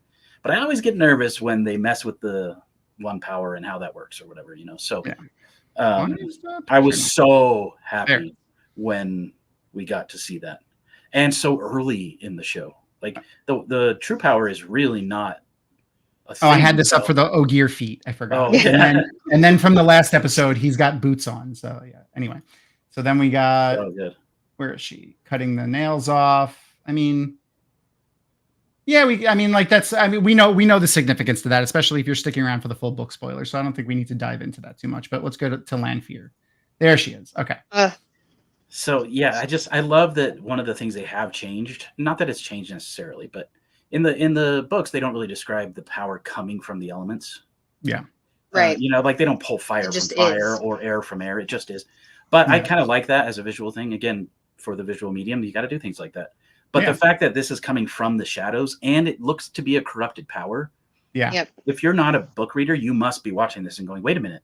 What is happening? I thought women didn't channel the corrupted one power. What's going on? And how is she able to heal herself and all these other things? What is this stuff in her eyes? So anyway, I just absolutely loved it. Now, if we can rewind to the previous episode. Yeah. What was she channeling when she was on top of Rand? Because he saw something around her. He did see something around her. And seconds later, she had Saw in her eye too. Yeah. This is from this episode, but in the last episode, we had the same image where we zoomed in, and she had the similar Saw in her eye then as well. Oh, she does in episode 4. Yeah. Oh, I did not realize. I'll see if I can. I'll grab that picture too, and I'll throw it in there. But so do we think he was sensing some form of the true power, which I thought you couldn't sense, or is it kind of akin to the goosebumps? I think maybe that was them trying to tell us that he's having the goosebumps because we haven't seen any indication that anyone can see the true power either in the book or in the show yet. Right. So like in the book specifically, they talk about how you can't see it, which is something else I wanted to mention. A lot of people have been talking about how does like when Lanfear disappears and reappears in the traveling that she's doing, since we know she could touch the true power, that is how traveling with the true power works. Yeah, it's like a fade in and out instead of you just kind of disappear and reappear. There isn't a vertical slash or anything. Another brilliant thing from Robert Jordan, right in the prologue of The Eye of the World, we see that, and we don't know what we're seeing. When Ishamael appears next to Luciana. Right, and he literally says, "I follow a different power now." Like that went over my head when I was reading those books up until the true power was introduced, and I was like, "What? It's in the prologue? Like, it's in the prologue? What the hell?" Robert Jordan. Well, anyway, this scene was awesome to me because of the saw, the true power, but also there's the side. So this is the shot from the end of the last episode. I know you guys talked about this a little bit last week on your rewatch, but but do you think that only Lanfear has the gift of immortality? Because they sort of hint at that in episode 8. Yeah, they do. They say like she has this power to heal her. I don't think so, because obviously Ashamael has been alive. Well, maybe from wounds, because Ashamael has been out for a while and he's not aging, but that could be the one powerness of it. But he doesn't have gray hair. He's not getting older. He was also very old in the Age of Legends. He's not bound by the 3 O's, but I think they're all going to have a version of it. But I don't think we're going to see them heal from mortal wounds like this. Yeah. I don't know. I hope that they all just have this. I hope that they all just do this. And I like this better than what do they call it in the books? Transmigration into a different they were never going to do that in the show. Like hiring 5 different actors to play, different. Right. Well, especially when you get such a great performance from these ones. Like, why would you want someone else to play Moradin? Ferris has to play Moradin. But okay. So are you saying, Roof Mistress, that her clothing was rippling when she was sitting on top of him, like being manipulated by the weaves? Okay. Well, it was, but it was some sort of weave that was causing it. There's also a comment is this Twitch that I'm like, oh no. Yeah, there's a comment that says in an interview, Natasha basically said it was just a sexy thing she was weaving. I actually thought maybe she was weaving a bond, like she was going to bond Rand. Oh, that would be interesting. I hadn't thought about that. And that's when Moraine is like, nope, and stabbed her, She wavers a little bit, like she was releasing like a mask of mirrors or something like that. But that's what I originally thought. I thought she was going to reveal herself to look a little bit different, which is one of the funniest things in the books to me. Is she's this beautiful woman, and Rand is like, wow, I've never seen anyone like her. And then when she reveals her face, she's just more beautiful. Even more beautiful. That always makes me laugh. You think that she's going to be like this hag or something. There's this like terribly ugly person, and no, she's just more beautiful. Yeah, she's like the opposite of that trope. Like it's usually, like a hag that is hideous looking that makes himself look beautiful, but she's right. I think they literally do that. She's just ugly on the inside. She's ugly on the inside. It's so funny. And yes, they do talk about how bonding is the new thing, so they didn't have that in the Age of Legends. That's still but she learned English. She could have learned bonding by now. Yeah, and that's still only book lore. We don't know that for sure. Yeah. The other thing, so one of the things that I like that we see a lot in this season in particular is the differences between channeling, but particularly Lanfear's channeling of Saidar and every other channeler of Saidar's channeling Saidar. So like, obviously this is an intricate weave, making someone's head pop off, which is what she does. It's just it's literally 3 frames. Yeah. I missed one of the frames, like the actual frame of his head. Like you can't get it. Like I could not get it. Like it's half a frame. Like I had this slowed down in Premiere Pro and I could not catch just his head popping off. But all she does is this, like with her hand, she just twists her hand. Amazing. And that's all she has to do. The only like comparison that we can make is when they open the Waygate. Yes. Because we see Moraine open a Waygate and it takes like more than 20 seconds. Then we see Lanfear open it and she walks up to it, puts her hand like that, twists her hand, and it's open in like 2 seconds. Yeah. So like I love that so much. Yeah. That's a great example of show not tell. Like we don't need someone to explain to us that Lanfear and Ishii are better at channeling than the Aes Sedai. Like it's so obvious. I love that so much. Yeah. This just and then the goodest boy. Sorry, I get it. He's so He's good. the bestest boy. But it's actually it is a female dog, right? That plays Hopper. I think so. Yeah, I forgot her name, but yeah, it's a female dog that plays Hopper, if I remember correctly. This shot specifically is the image when is like Rand's face right after Moiraine tells him like we didn't win, like we did not kill so like he's like fuck. I love it so much. That's the image of the mountain being placed back on his shoulders of having to save the world. Exactly. And someone mentioned earlier about Perrin's vest. I love his vest in this season. It's one of my favorite pieces of costuming for season 2 was his vest. I really do wonder if they're even going to do the axe thing at this point. I mean, I think they will. I think he'll get an axe at some point. Maybe. Oh, here's your the yes. Uno, yeah. And so, anytime that he has these visions, his eyes are yellow. You can't really see it here, but they're 100% yellow. Yeah, that's good. That's a great detail. I messaged Guy Roberts because he's so cool on social media. Is. And I messaged him after I saw episode 3 when he gets killed, I think. Yeah. And no one else had seen it yet. Only a few of us got to see it ahead of time. And I was like, I can't believe they killed you. And he was telling me, I've been holding this secret for 2 years. He was just like, I was so gutted.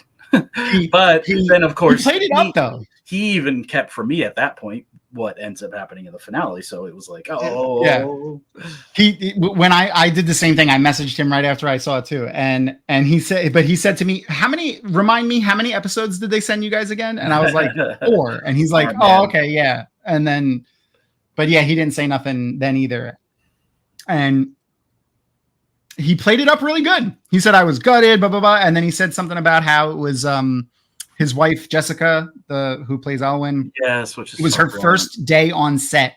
That was the first one of the first scenes she filmed was their entrance into the town and then killing him. That's amazing. Yeah. Just a great shot of Dane. I think he looks great. So now one of the things that I didn't want to mention earlier was, so we talked about they name drop Gowan, haven't said Galad yet. One of my really strong theories is that they're going to be combining Gowan and Galad's storylines. Interesting. Where we're not going to have a Galad, and that and even if we do have a Galad, that he may not become a White Cloak. Like they're going to give the redeemable White Cloak storyline to Dane. Yeah. Oh, to Dane. Yeah. Okay. Yeah. I was thinking you were going to say Gawain would go that route, but no, I that's interesting. I actually really like that concept. Good night, all reviews. See you later, man. See you, man. It's great to see you. Yeah, the fact that Perrin really did kill his father too, and he witnessed it is a big change, but I'm actually really glad they went with that. Yeah. I think we'll see him go on a similar journey that he went in the books, like maybe into drinking or at the very least into anger, and then go through the redemption arc there. Because absolutely, one of the main things that is really pushing me towards it is his father's feelings towards Aes Sedai. Like in the first season, he tells Maureen to go seek an Aes Sedai out for healing, when she has the Trolloc poison wound. But like him in the books would have been like, sorry, looks like you're gonna die. Like that would be it. Like he would never be like, go get healing from an Aes Sedai. He'd be like, you're gonna die. Like that would be it. No, I think you're absolutely right. They're planning ahead. I like making so pretty. Some of the White Cloaks likable. It makes me angry, but I also like it. I mean, even in that scene, he was drinking a little bit. Yeah, he was already drinking a little. I'm just going to make this a little bit brighter because apparently I didn't brighten this image up. There we go. Very dark. For some reason when I save them. I mean, the episodes are very dark to begin with, but they are. This is Marcus's face when he hears Emin Valda's voice. I just thought it was a good face. It's so good. And let's maximize this again. Yeah, so is Eamon Valda going to be in the Two Rivers, do we think? I hope so. I think so. Yeah. I think they're combining a lot of the White Cloak storylines into Eamon Valda and his storyline in the books. I think we're going to see him a lot more often than we saw him in the books and the White Cloaks in general. One, I think I'm going to butcher the name, but Asunawa, is that his name? Asunawa, yeah. I think he's going to probably take that role as well. Yeah, probably. Yeah. Like if he isn't already, they'll make him the High Inquisitor or whatever, like the leader of them or whatever. He'll be both if for anyone who's watched Battlestar Galactica, he'll be the president and the admiral at the same time. Oh yeah, I forgot about that. Oh man, I got to rewatch that show. It's a great one. Such a good show. I love this actor too, Abdul Silas. Yeah, Abdul Silas or something. Yeah, or Salis. Yeah, he's fantastic. And I'm gonna go back for a second. The depiction of the white cloak questioner symbol, also fantastic. Mm-hmm. Yeah, except does it feel like a shepherd's crook to you? It feels to me more like a serpent. It looks like a serpent. Yeah, it's snake-like. Like although this does not look like intentional. Yeah, like it's very like this. Like a shepherd's crook would have a straight handle on it, not a sinuous line like this. It almost looks like a question mark to me. Like we're the questioners. Got a question mark. That's a little too on the nose for me. A little too on the nose. Suave looking. Oh man, he's handsome. We're gonna love to hate him, aren't we? Yeah. Oh yeah. So I took several pictures or stills of this knitting of her mouth, because it looks like it doesn't look like stitches. The more I look at it, it looks like literally like her skin is growing out of those spots and then forming, because you could see that as we go too. So like as we go along, you'll see it looks less and less like stitches and more like her skin, because especially in this next one. Oh yeah, this is just her face as it's happening. Her sweet angelic face. She's like, oh, this is great. She's just watching it happen because she's horrible. But these start to disappear in a second in the next one, and she just doesn't have a mouth. Like you could see them, they're almost gone. This always makes you think of the Matrix. Oh yeah. And then this is Varen right after she asks, like she sits down and she starts laying out her plan with the Browns. I think she looks great. I really like her a lot. Yeah, go ahead. I love that the Brown Aja is not so cut off from the world or lost in their books. Like it seems like they're much more, with it, and they're using their knowledge of history to kind of pull them. Yeah, and I love that Varen is doing that quest, like where she's, categorizing like all of the history between the breaking and the founding of the tower or something like that. I like that little tidbit. They just don't seem quite as lost in their libraries as they were in the books. Like that's an interesting. So you think that this woman was just compulsed to think that her mouth did that? Okay. Interesting. That's interesting. I definitely prefer that, because what a terrible thing to do to a person. Yeah. Oh, so one of the things I just wanted to say here is, here's another great example of the costuming, like just between the three Brown sisters, how very, very different they look, and how Varen has a dark brown on top of her brown, but underneath she's white, pure as white. Yep. Just like he calls her. Yeah. Such a great. Oh, it's so good. Oh, and this white garment that she's wearing under here is looks a lot like the one that Maureen wore in the last episode, that has where it almost looks like armor. Yeah, you're right.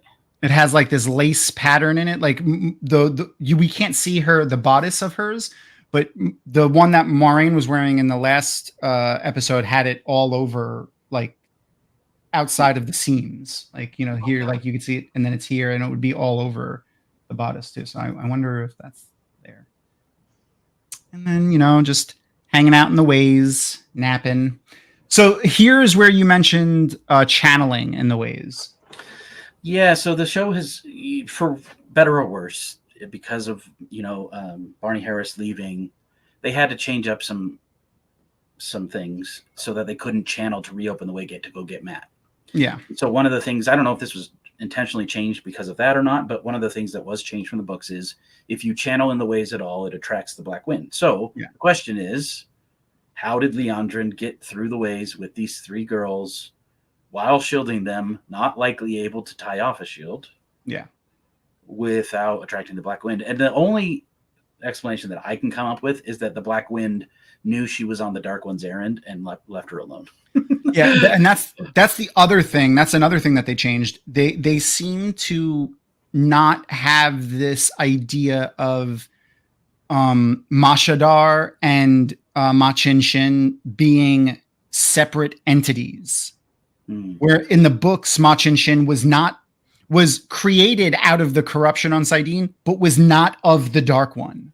Correct. And Mashadar in Shadow Logoth was actually created out of the corruption of human hearts, but was not of the Dark One. Like they were another evil outside of the Dark One.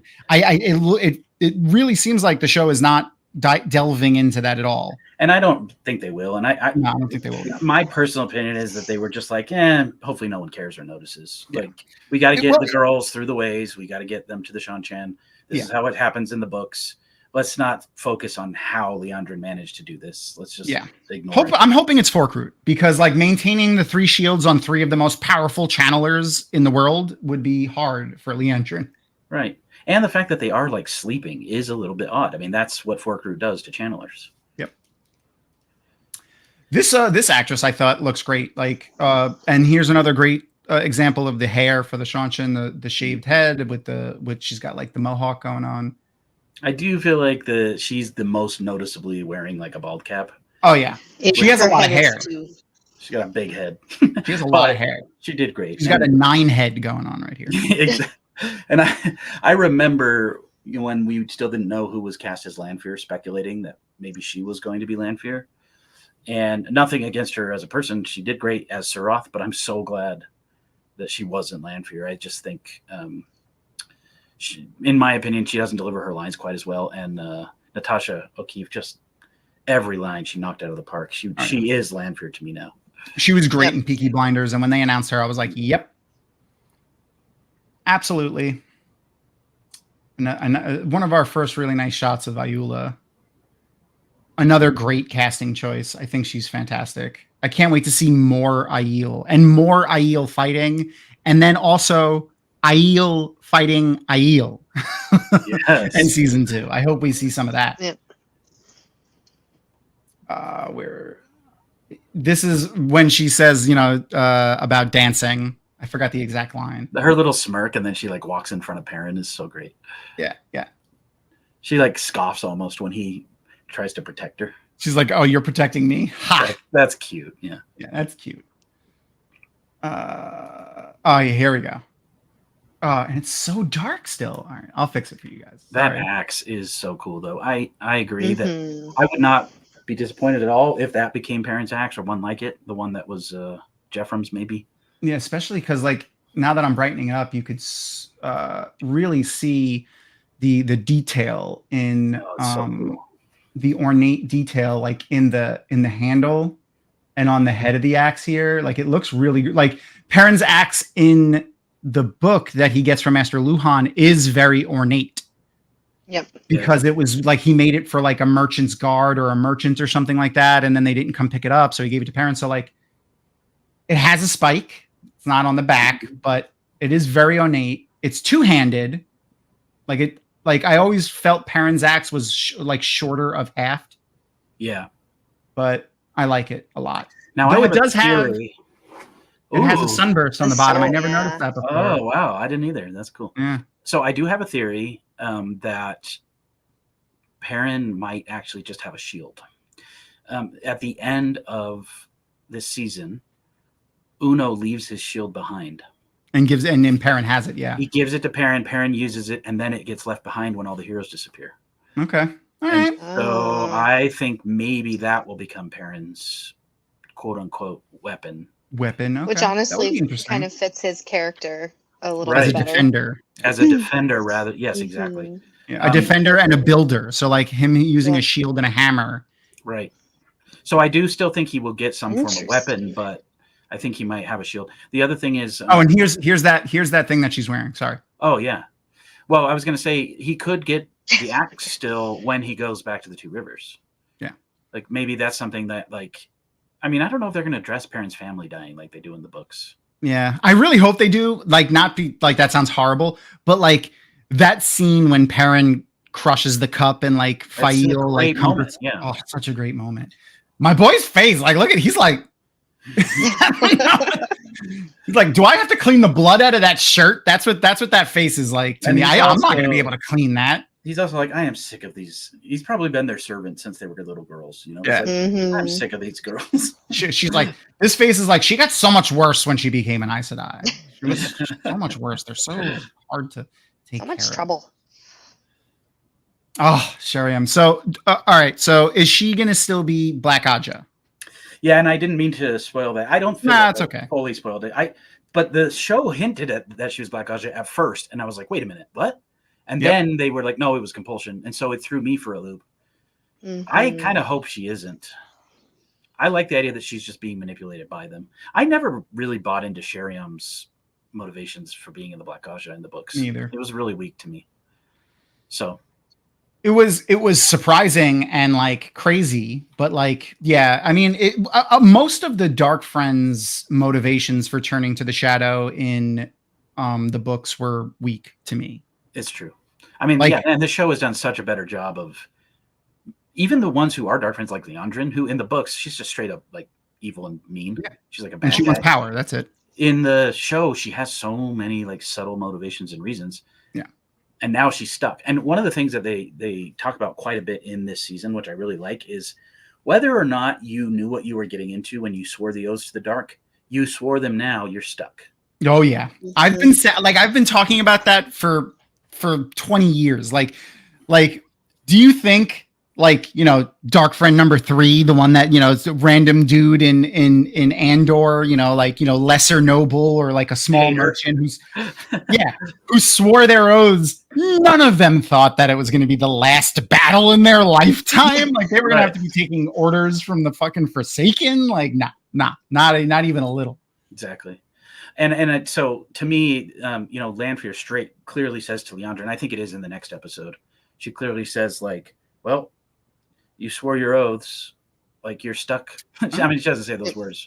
And Ishi sort of says the same thing to Suroth here. He's like, I know why you turn to the dark. And that's when Suroth is like, oh, yeah. Oh, yeah. Immediately complete shift of her attitude. And obviously we know about the oaths. It's a major book spoiler, but we know about the oaths to the Dark One. They literally cannot be released from those oaths until death or the hour of their death. The hour of their death, yeah. So to them, it's inconceivable that they could ever break that oath, which I just love that concept. Here's another. I never noticed her ear armor. Like that's a new one. That's another different one than all of the other ones that we've seen. And yet she only has it in one ear, which is interesting. Oh, yeah. Turok has it in 2 because he's so much higher than everyone else. He doesn't have to listen to anybody. Yeah. She still has to listen to Turok at least. Damn, her jaw looks so much more square in this shot than it did in the other shot. Yeah. What do they call her? Sister Strongjaw? Sister Strongjaw. Yeah. So great. And that's her cutting the bond. Just a little wisp of air to cut the bond. I've seen people nitpick this, and after I saw people talking about this, I agree. I didn't notice it at first. It is so silly that the Shan-Chan soldiers walk over, pick up the girls, then set them here at these trees and walk back over. What the hell is happening? Why did they do that? That's so stupid. Why did they do? Why wouldn't they just carry them over there? Right. Here's a good shot. That's a good shot. Yeah, that smirk is great. Yeah. I love their costuming too. Yeah, this does look more carapacey, and this is very reminiscent to Fair's costume too. The leather of his back looks exactly like this. This is one of those what came first, the chicken or the egg things. Did his style influence the Shan-Chan like 1,000 years ago? Ooh. Or is he dressed like the Shan-Chan to try to Okay, I like that. I love this shot because in a previous episode, I think again this is episode 3 after Uno, or when they're taking the people from Atuan's mill. Yeah. She almost has like a smile on her face, like she's enjoying pointing out the channelers.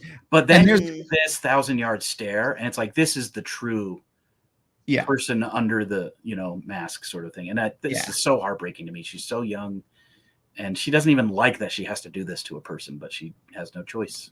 Yeah, like inside she's crying 100%. Yeah. Exactly. Like she is not happy about what she has to be doing right now. This is one of the characters in the season 2 that I just love because she never says a word. And she communicates so much with just her face. Small scenes she's in. Yeah. She's a great actor. Fantastic. And I think she's really young. I think she genuinely is like a teenager. Oh yeah. Yeah, she is. Her pointing out the people in Atuan's Mills is another departure from the thing, because they talk about how only certain people have the ability it's to like detect people channeling. Yep. Another thing I noticed how she has pads under her Adam on her shoulders. Yeah. Egwene doesn't get those. Only the experienced Damane who are very obedient get those pads. Yeah, the good ones. Yeah. Yeah. They look, and even this one doesn't have wow. it. Yeah. Only she has it. There you go. And that's right when they captured Egwene. So like the two of them shielding her is interesting too, if they did that on purpose or not, because it's taking the two of them to shield her, right. Which is also like, how did Leandrin do it? But I digress. Here we go. Here's my favorite one. Where is it? Oh yeah, this is great too. This is like, what you talking about? That's what that face has to mean. But there it is. Look at that face. Smile. Look at that face. This is such a great, we've seen a lot of interesting sides of Ayula. Like, I feel like someone who doesn't, like a non-reader meeting Aviendha for the first time would never expect her to end up like making this face and making jokes, right. Like in a scene like this. But that's the Aiel, and I really feel like they're going to do their humor. Yeah, they're going to do their humor and their culture well. I really hope they do. I feel like they will, but this gives me hope. The scene in the next, or again, I don't remember which episode it is, but when they beat her up. Yeah. That's the next one. I know that some people didn't like that scene, but I loved that scene. That to me, that was GoT. It was perfectly communicated so simply, Well, and it like I had this argument with, no, it wasn't an argument. We had a discussion with, I forgot who it was with, but they said the same. Someone said the same thing. Like it's a departure from. It's not though. Like in the book, they talk about meeting your toe through violence like that is the kind of like the simplest way to do it, which is therefore like the least honorable way to do it. But in the point that they're at in the show, like Aviendha doesn't have time to go through the correct way to meet her toe. So she needs to meet it quickly and efficiently. So she does it like that. And I think that's perfect for GoT. Like, I think she meets all of the toes. She gets all the toes, every single one of them. She meets all of them. So it really worked for me, that scene. I almost choked up a little seeing that scene because I was like, oh, they're showing us GoT, and we get a sense of the honor that they feel. They're so prideful about their honor. Anyway, I loved it. Varen's face when she's like, oh, you're lying to me. Yep.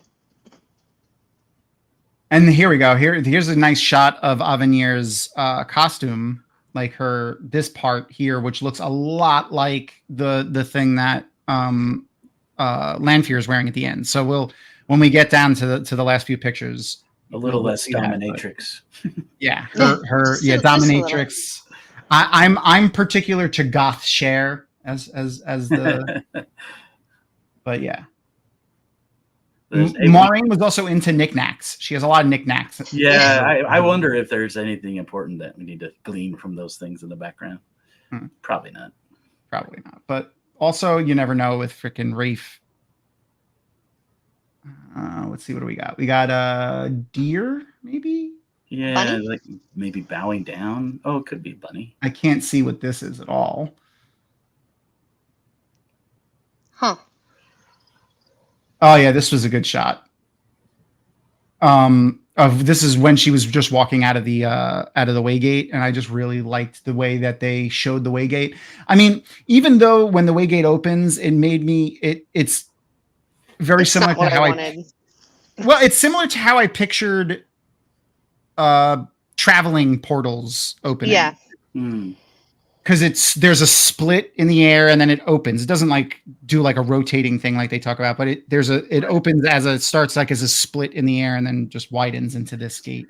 Yeah, I still want the wall that comes alive. Me too. I have my complaints about the ways. I feel like the biggest miss in season 1 was the Waygate thing, especially because Amazon thought they had gold and they like promoted the show with it, and we all made fun of them for it. Yeah, but and then cut out the scene of Pat and Fane having the Avendon Sore Leaf. Right. Anyway, that whole thing was a disappointment to me. But again, I think it's because Barney left. I think they rushed to rewrite, and they had to rewrite in weird ways, and that was how they ended up. Not only rewrite, but they had to re-edit all of the prior episodes. Right, and they had to rewrite all of season 2. Yeah. Or at least completely change the story they were planning. I mean, they had to rewrite the whole thing because Matt was supposed to be there and Ray, traveling with Perrin. Like Perrin was supposed to be in an interview. He wanted the 3 boys on the hunt for the horn. Originally, that was the plan. Yeah. They had to completely change it because of that. I was going to say one thing about that shot with Leandrin and the horses. Another thing that I know I keep beating this dead horse, but the fact that they sort of just want us to forget the stuff they said in the end of season 1. Like they straight up said, we can't take the horses in there. Yeah. And I'm so glad they just were like, nah, never mind. Don't worry. Never mind. We can take the horses in. It's probably because they couldn't build a set strong enough for the horses in the ways in season 1 because they didn't have the money. I don't know. Maybe the forehead I get insect from, but not the face. Beetle-ish. No, the mouth, no, but the head is kind of beetle. I do love how, I know I used this word before, but it feels alien. It does. 100%. It feels like an alien invasion, and that's what I love about it. It's terrifying. Who is standing at the back of the horse? DK. I don't see. These legs are the horse's legs. I don't see any. Yeah, there's a girl on each horse, and then there's one. There's like a pillar or something. 2, 3 girls, and that's a piece of stone. That's another piece of stone. I don't think there is a hand right here though. Yeah, oh no, that's tied though. I think that's Nynaeve's hand. Yeah, it's tied. So yeah, no, I think it's just the way their legs look in the background there. The horse's legs. Oh yeah, here we go. This is when they're in bed together. So such a great scene. Do you think that Sho Ishii is in love with Lews Therin, or do you think he just is really close friends? It could go either way. I mean, they talk about how they were best friends, so it really could go either way with that. They do seem to. There's a little bit of sexual tension between Lanfear and Ishamael in this scene, like with some of the things that they say and some of the and the way they react toward each other, where they almost seem like they have like a friends with benefits type thing going on. Because like, who's going to want, without it being, too much like a forced experience, like who's going to want to sleep with one of the Forsaken? You know what I mean? Right. So like, except for the other Forsaken, like there's no, like even just on a power dichotomy, like a power imbalance in that relationship, there's no way for anyone to be on the level with them within the structure of the Dark Friends other than another Forsaken. So I feel like it would make sense for them to have this type of thing. And especially because they're being more open with sex in the show, I could see them being like, like, oh yeah, they just had sex, like, because I do have a hard time believing that any Forsaken would trust another Forsaken enough to do that. That's true. That's true. Like that's too much of a vulnerable state to. Speaking of the Matrix, Trinity. Yes, Trinity. I do realize I said friends or in love. I guess what I meant. That's funny. You can't be both. No. I like the idea that Ishii is gay for Lews Therin. I'd be on board. No, I actually like the idea that he just really loves him as a friend. That too. Because that scene in the beginning of episode 8 when they when he's like, Lews Therin, don't do this. Like, yeah, and he's like crying. Sorry, my friend. Like they feel like they were best friends who had a falling out, and that works really well for me. I don't mind if they also are in love or whatever. That's fine too. But I just feel like that's not what they were going for. I think Ishii knew this was Lanfear from the start, and when he's caressing Rand, he knows. Oh, he was just caressing Lanfear. Yeah. And the Lews Therin that we get in that scene is very hard. He doesn't show very much emotion in that scene either. Well, he's kind of the arrogant Lews Therin who broke the world, isn't he? Yeah. Yeah. And I think they're doing that really well. I like that. And here again, just those fucking veins popping out. I really want to ask her if that's makeup or can she do that on demand? Like, yeah, that'd be quite the. I know. Do they like starve themselves the day before shooting, or like? I mean, for a lot of actors that have to do like shirt off scenes, they do. They starve themselves, and you know, like when people have those deep V's in their like, you know, groin area and like you could see every ripple of muscle, they're severely dehydrated. There's no way to have that without severely dehydrating yourself. Hugh Jackman talks about it a lot in his thing. So you like, you can go and look up any of his talks. But here's, I took this one because of Lanfear making, this is one of the faces that she makes when she knows Ishamael isn't looking at her. She's like thoughtful, like when this is him telling her his plan. So like, you know, she's taking it in here. I didn't get the gulp. I missed it, but it's, I was going to say, obviously they didn't have the budget for this and they probably didn't feel that it felt thematically with the scene, but I would have liked to see almost like tormented faces in the fire, like we see in the books. I would have loved to see that in Machin Shin as well. Mm-hmm. I just think Lanfear's beautiful and Natasha's beautiful. So I took a lot of stills of her. So sorry. And here we go. So like, it's very, the image. So the thing that Avanier is wearing is very reminiscent to what she's wearing in these scenes, I thought. It's just Kyrian in fashion. No, I don't know. And do you notice that headpiece she has is the symbols of the Aes Sedai flipped? Like one's lighter than the other, and it's like Saidar and Saidin. If you see a wider shot of it, it has the same sort of like curves as the Aes Sedai symbol. I don't know why those are out of order, but they're great. There's more pictures of her. I don't know why they went out of order, but is this the next episode? No. Okay. No, this is here still. Okay. So let's go back one. Just another great image of Turok.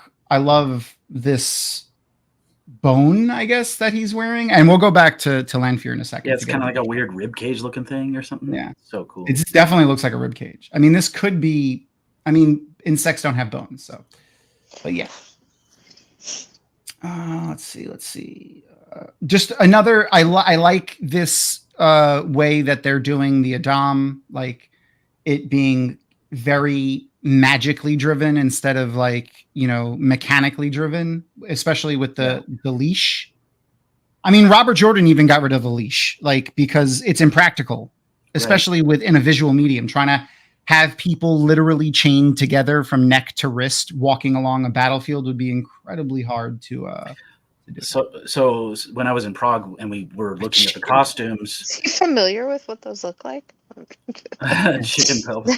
Okay. All right. No, when we saw the costumes, I was recording everything and looking at the costumes, and the tweeter of chaos tapped me on the shoulder and was like, "Did you see this?" And I looked over, and there's a leash connected to the Adam on the Damane costume dummy or mannequin, and then that was connected to the Suldam. And I was like, "There's a leash!" And this was before we knew whether or not what they were doing with the leashes. Yeah. And I was like, there is a leash. And I was so excited. So then we asked Sharon Gillen about it, and she straight up said, like, it's just not practical for VFX. There you go. It's very complicated when you have like a thin leash like that to shoot VFX with all this magic. So they felt it was easier. And then, like you show here, they still have a leash-like connection. It's just one power based, which I think was a brilliant choice. And they do use a leash-like thing when they're chained in the kennels. So I'm sure, like when they're training them, which is horrible to say, they probably use something like that. Exactly. Great face that she made here. I mean, it's terrible, but it's fantastic acting. Oh, she nailed it. Yeah, and then determination of I'm going to kill all these. It was such a small choice too, but the bloodshot eye that they give to Egwene, and I know this was more in the next episode, but that bloodshot eye did so much to show how she was suffering.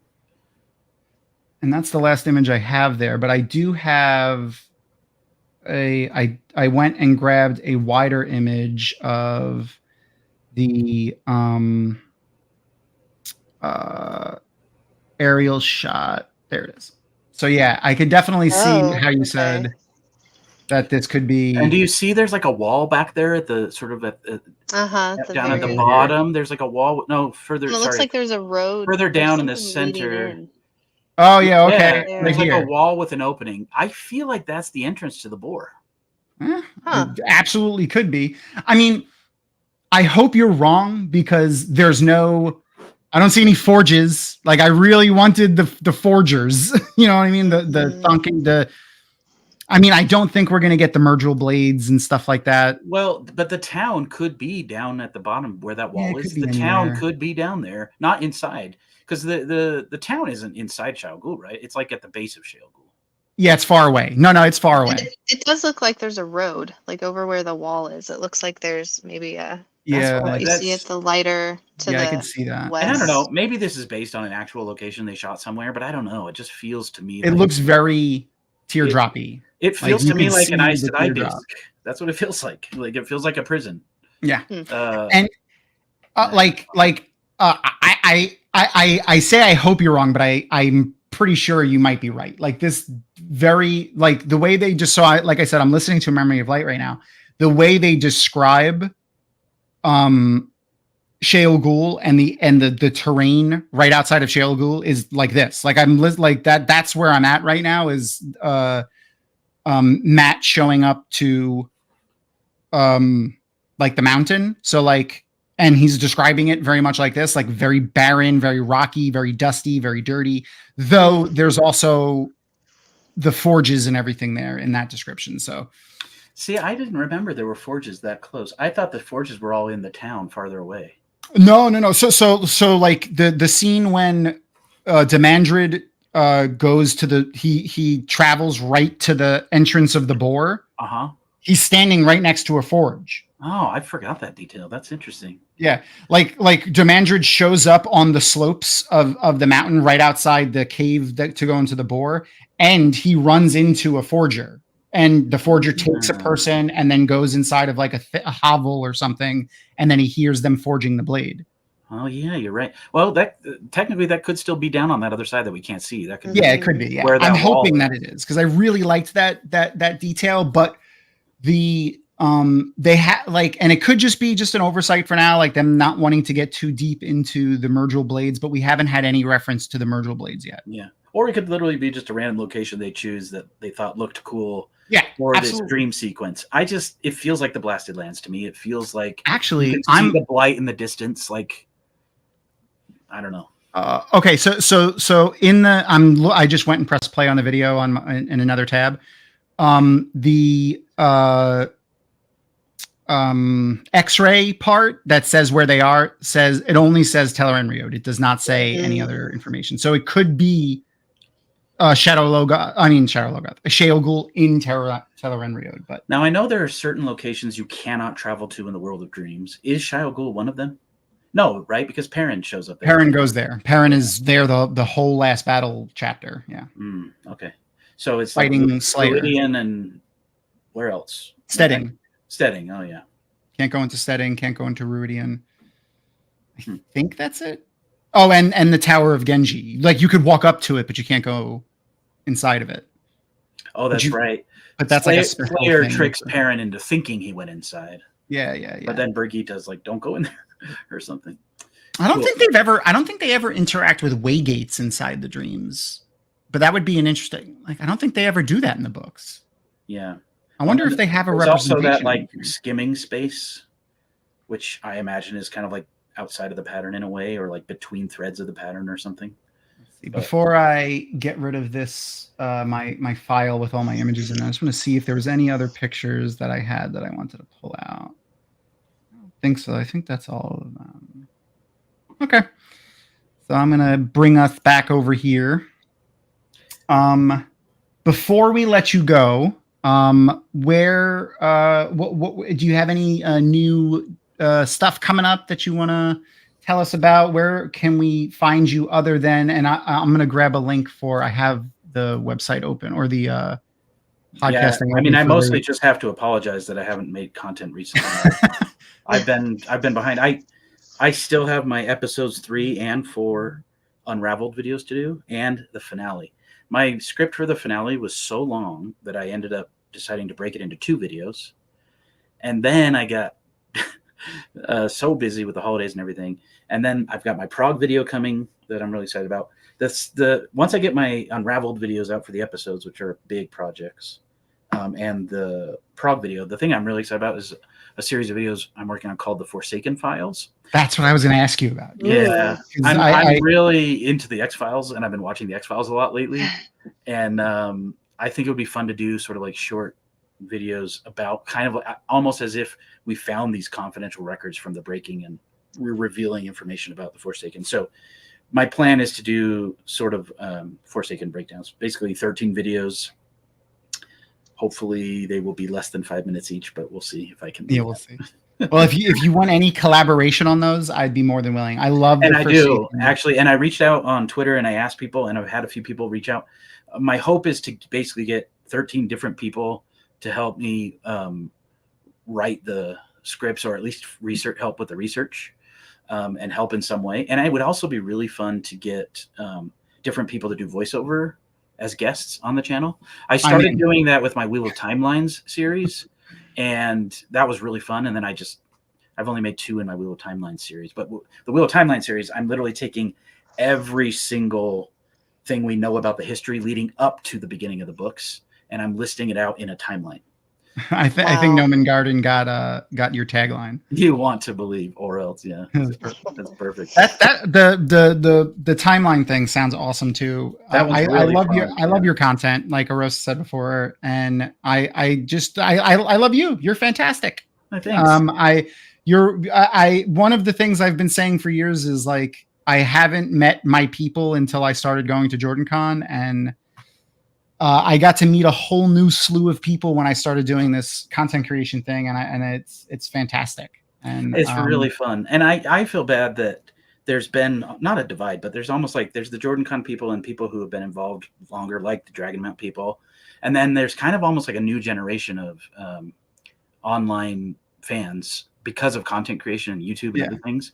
So I'm really glad that we have things like JordanCon and WoTCon, to kind of bring us all together. Because when I went to JordanCon for the first time, the only time I've been, it was really funny to be there. And I could tell there were people who were like longtime JordanCon people, who they were kind of like their own group, and they didn't have any clue about any of the current like fandom people. Oh yeah. They were still just friends with the people they met like 15 years ago, you know? And so it's been fun to kind of get to know both groups better, and that we're starting to kind of merge. Getting to know Kathy in Prague was really great, because I think she kind of felt like, I can't speak for her, but I got the impression that she seemed like she felt like she didn't really know who the rest of us were, because Dragonmount's kind of been doing their thing.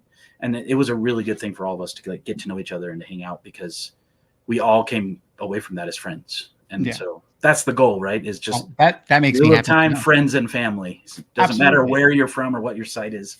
Like back in the day when WoT Mania and Dragonmount used to fight. Yeah, that was just fun though. That was fun. Yeah, that was all jokes. But Kathy 100% is one of like, so I used to do guest services at JordanCon. I did that for 13 years. And Kathy and I and a lot of the communications team were very large proponents at seeing the content creators get more involved in, at the very least, the Wheel of Time content at JordanCon, and that's been that has been also one of our goals with Dragonmount, and which is one of the reasons we started doing these rewatch shows, is that each week we have a new guest, and 9 times out of 10 it's a content creator from for another Wheel of Time content creator, but sometimes we have like super fans or people that are I don't know what to call Tree and Skeeter from like if you post anywhere on the Twitter of Time, or if you're active in most of the Discord channels, they're all in there. But they also do the artists for the Pictionary, WoT Pictionary, Watchtionary. So that's the thing. It's almost like if you're a super fan and you're online, you almost become a content creator. It's true. I mean, because or at the very least, we'll absorb you and right. You'll become a guest on Watchtionary, or you'll end up as on the Dusty Wheel or something. Right. So I mean, that's the goal. Is we're all just big fans, and we love to nerd out together, and I love this kind of thing. So. And as I believe somebody has said once, that's because I don't remember. The Wheel of Time fandom is statistically the best fandom.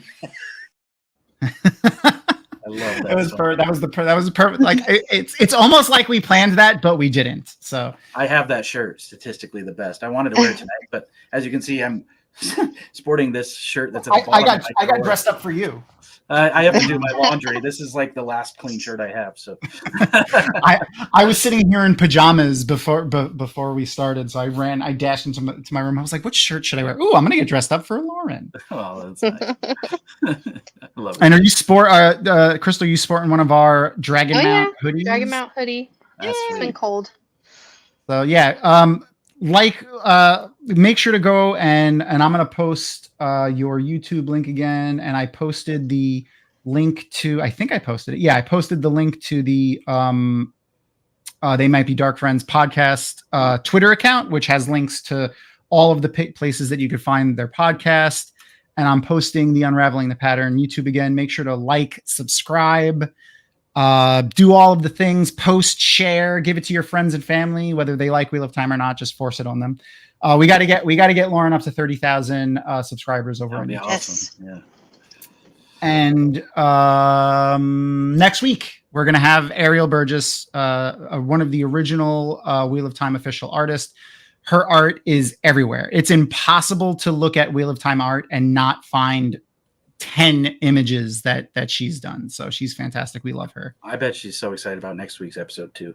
Oh, she is. She's a big Egwene fan, I think, isn't she? Oh yeah, she is. And some of her Egwene pictures are my favorite Egwene pictures. I love her Egwene. I love all of her pictures, but like specifically, and it's because I've known her for like 12 years.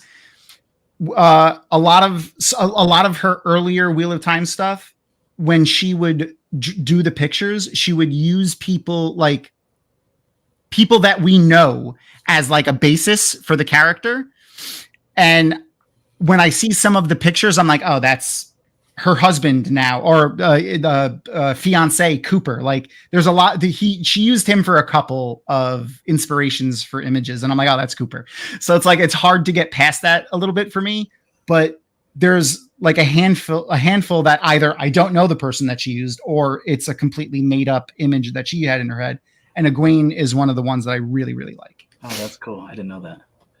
Yeah. There's a lot of the earlier Wheel of Time images. And in fact, I would say most of them are either based off of like friends and family or celebrities.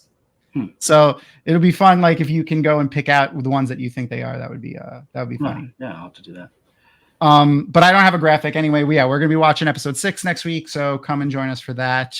And it's a good one. I think that's all I got. So, say goodnight, Lauren. Good night, everybody. Thanks for watching, liking, and subscribing.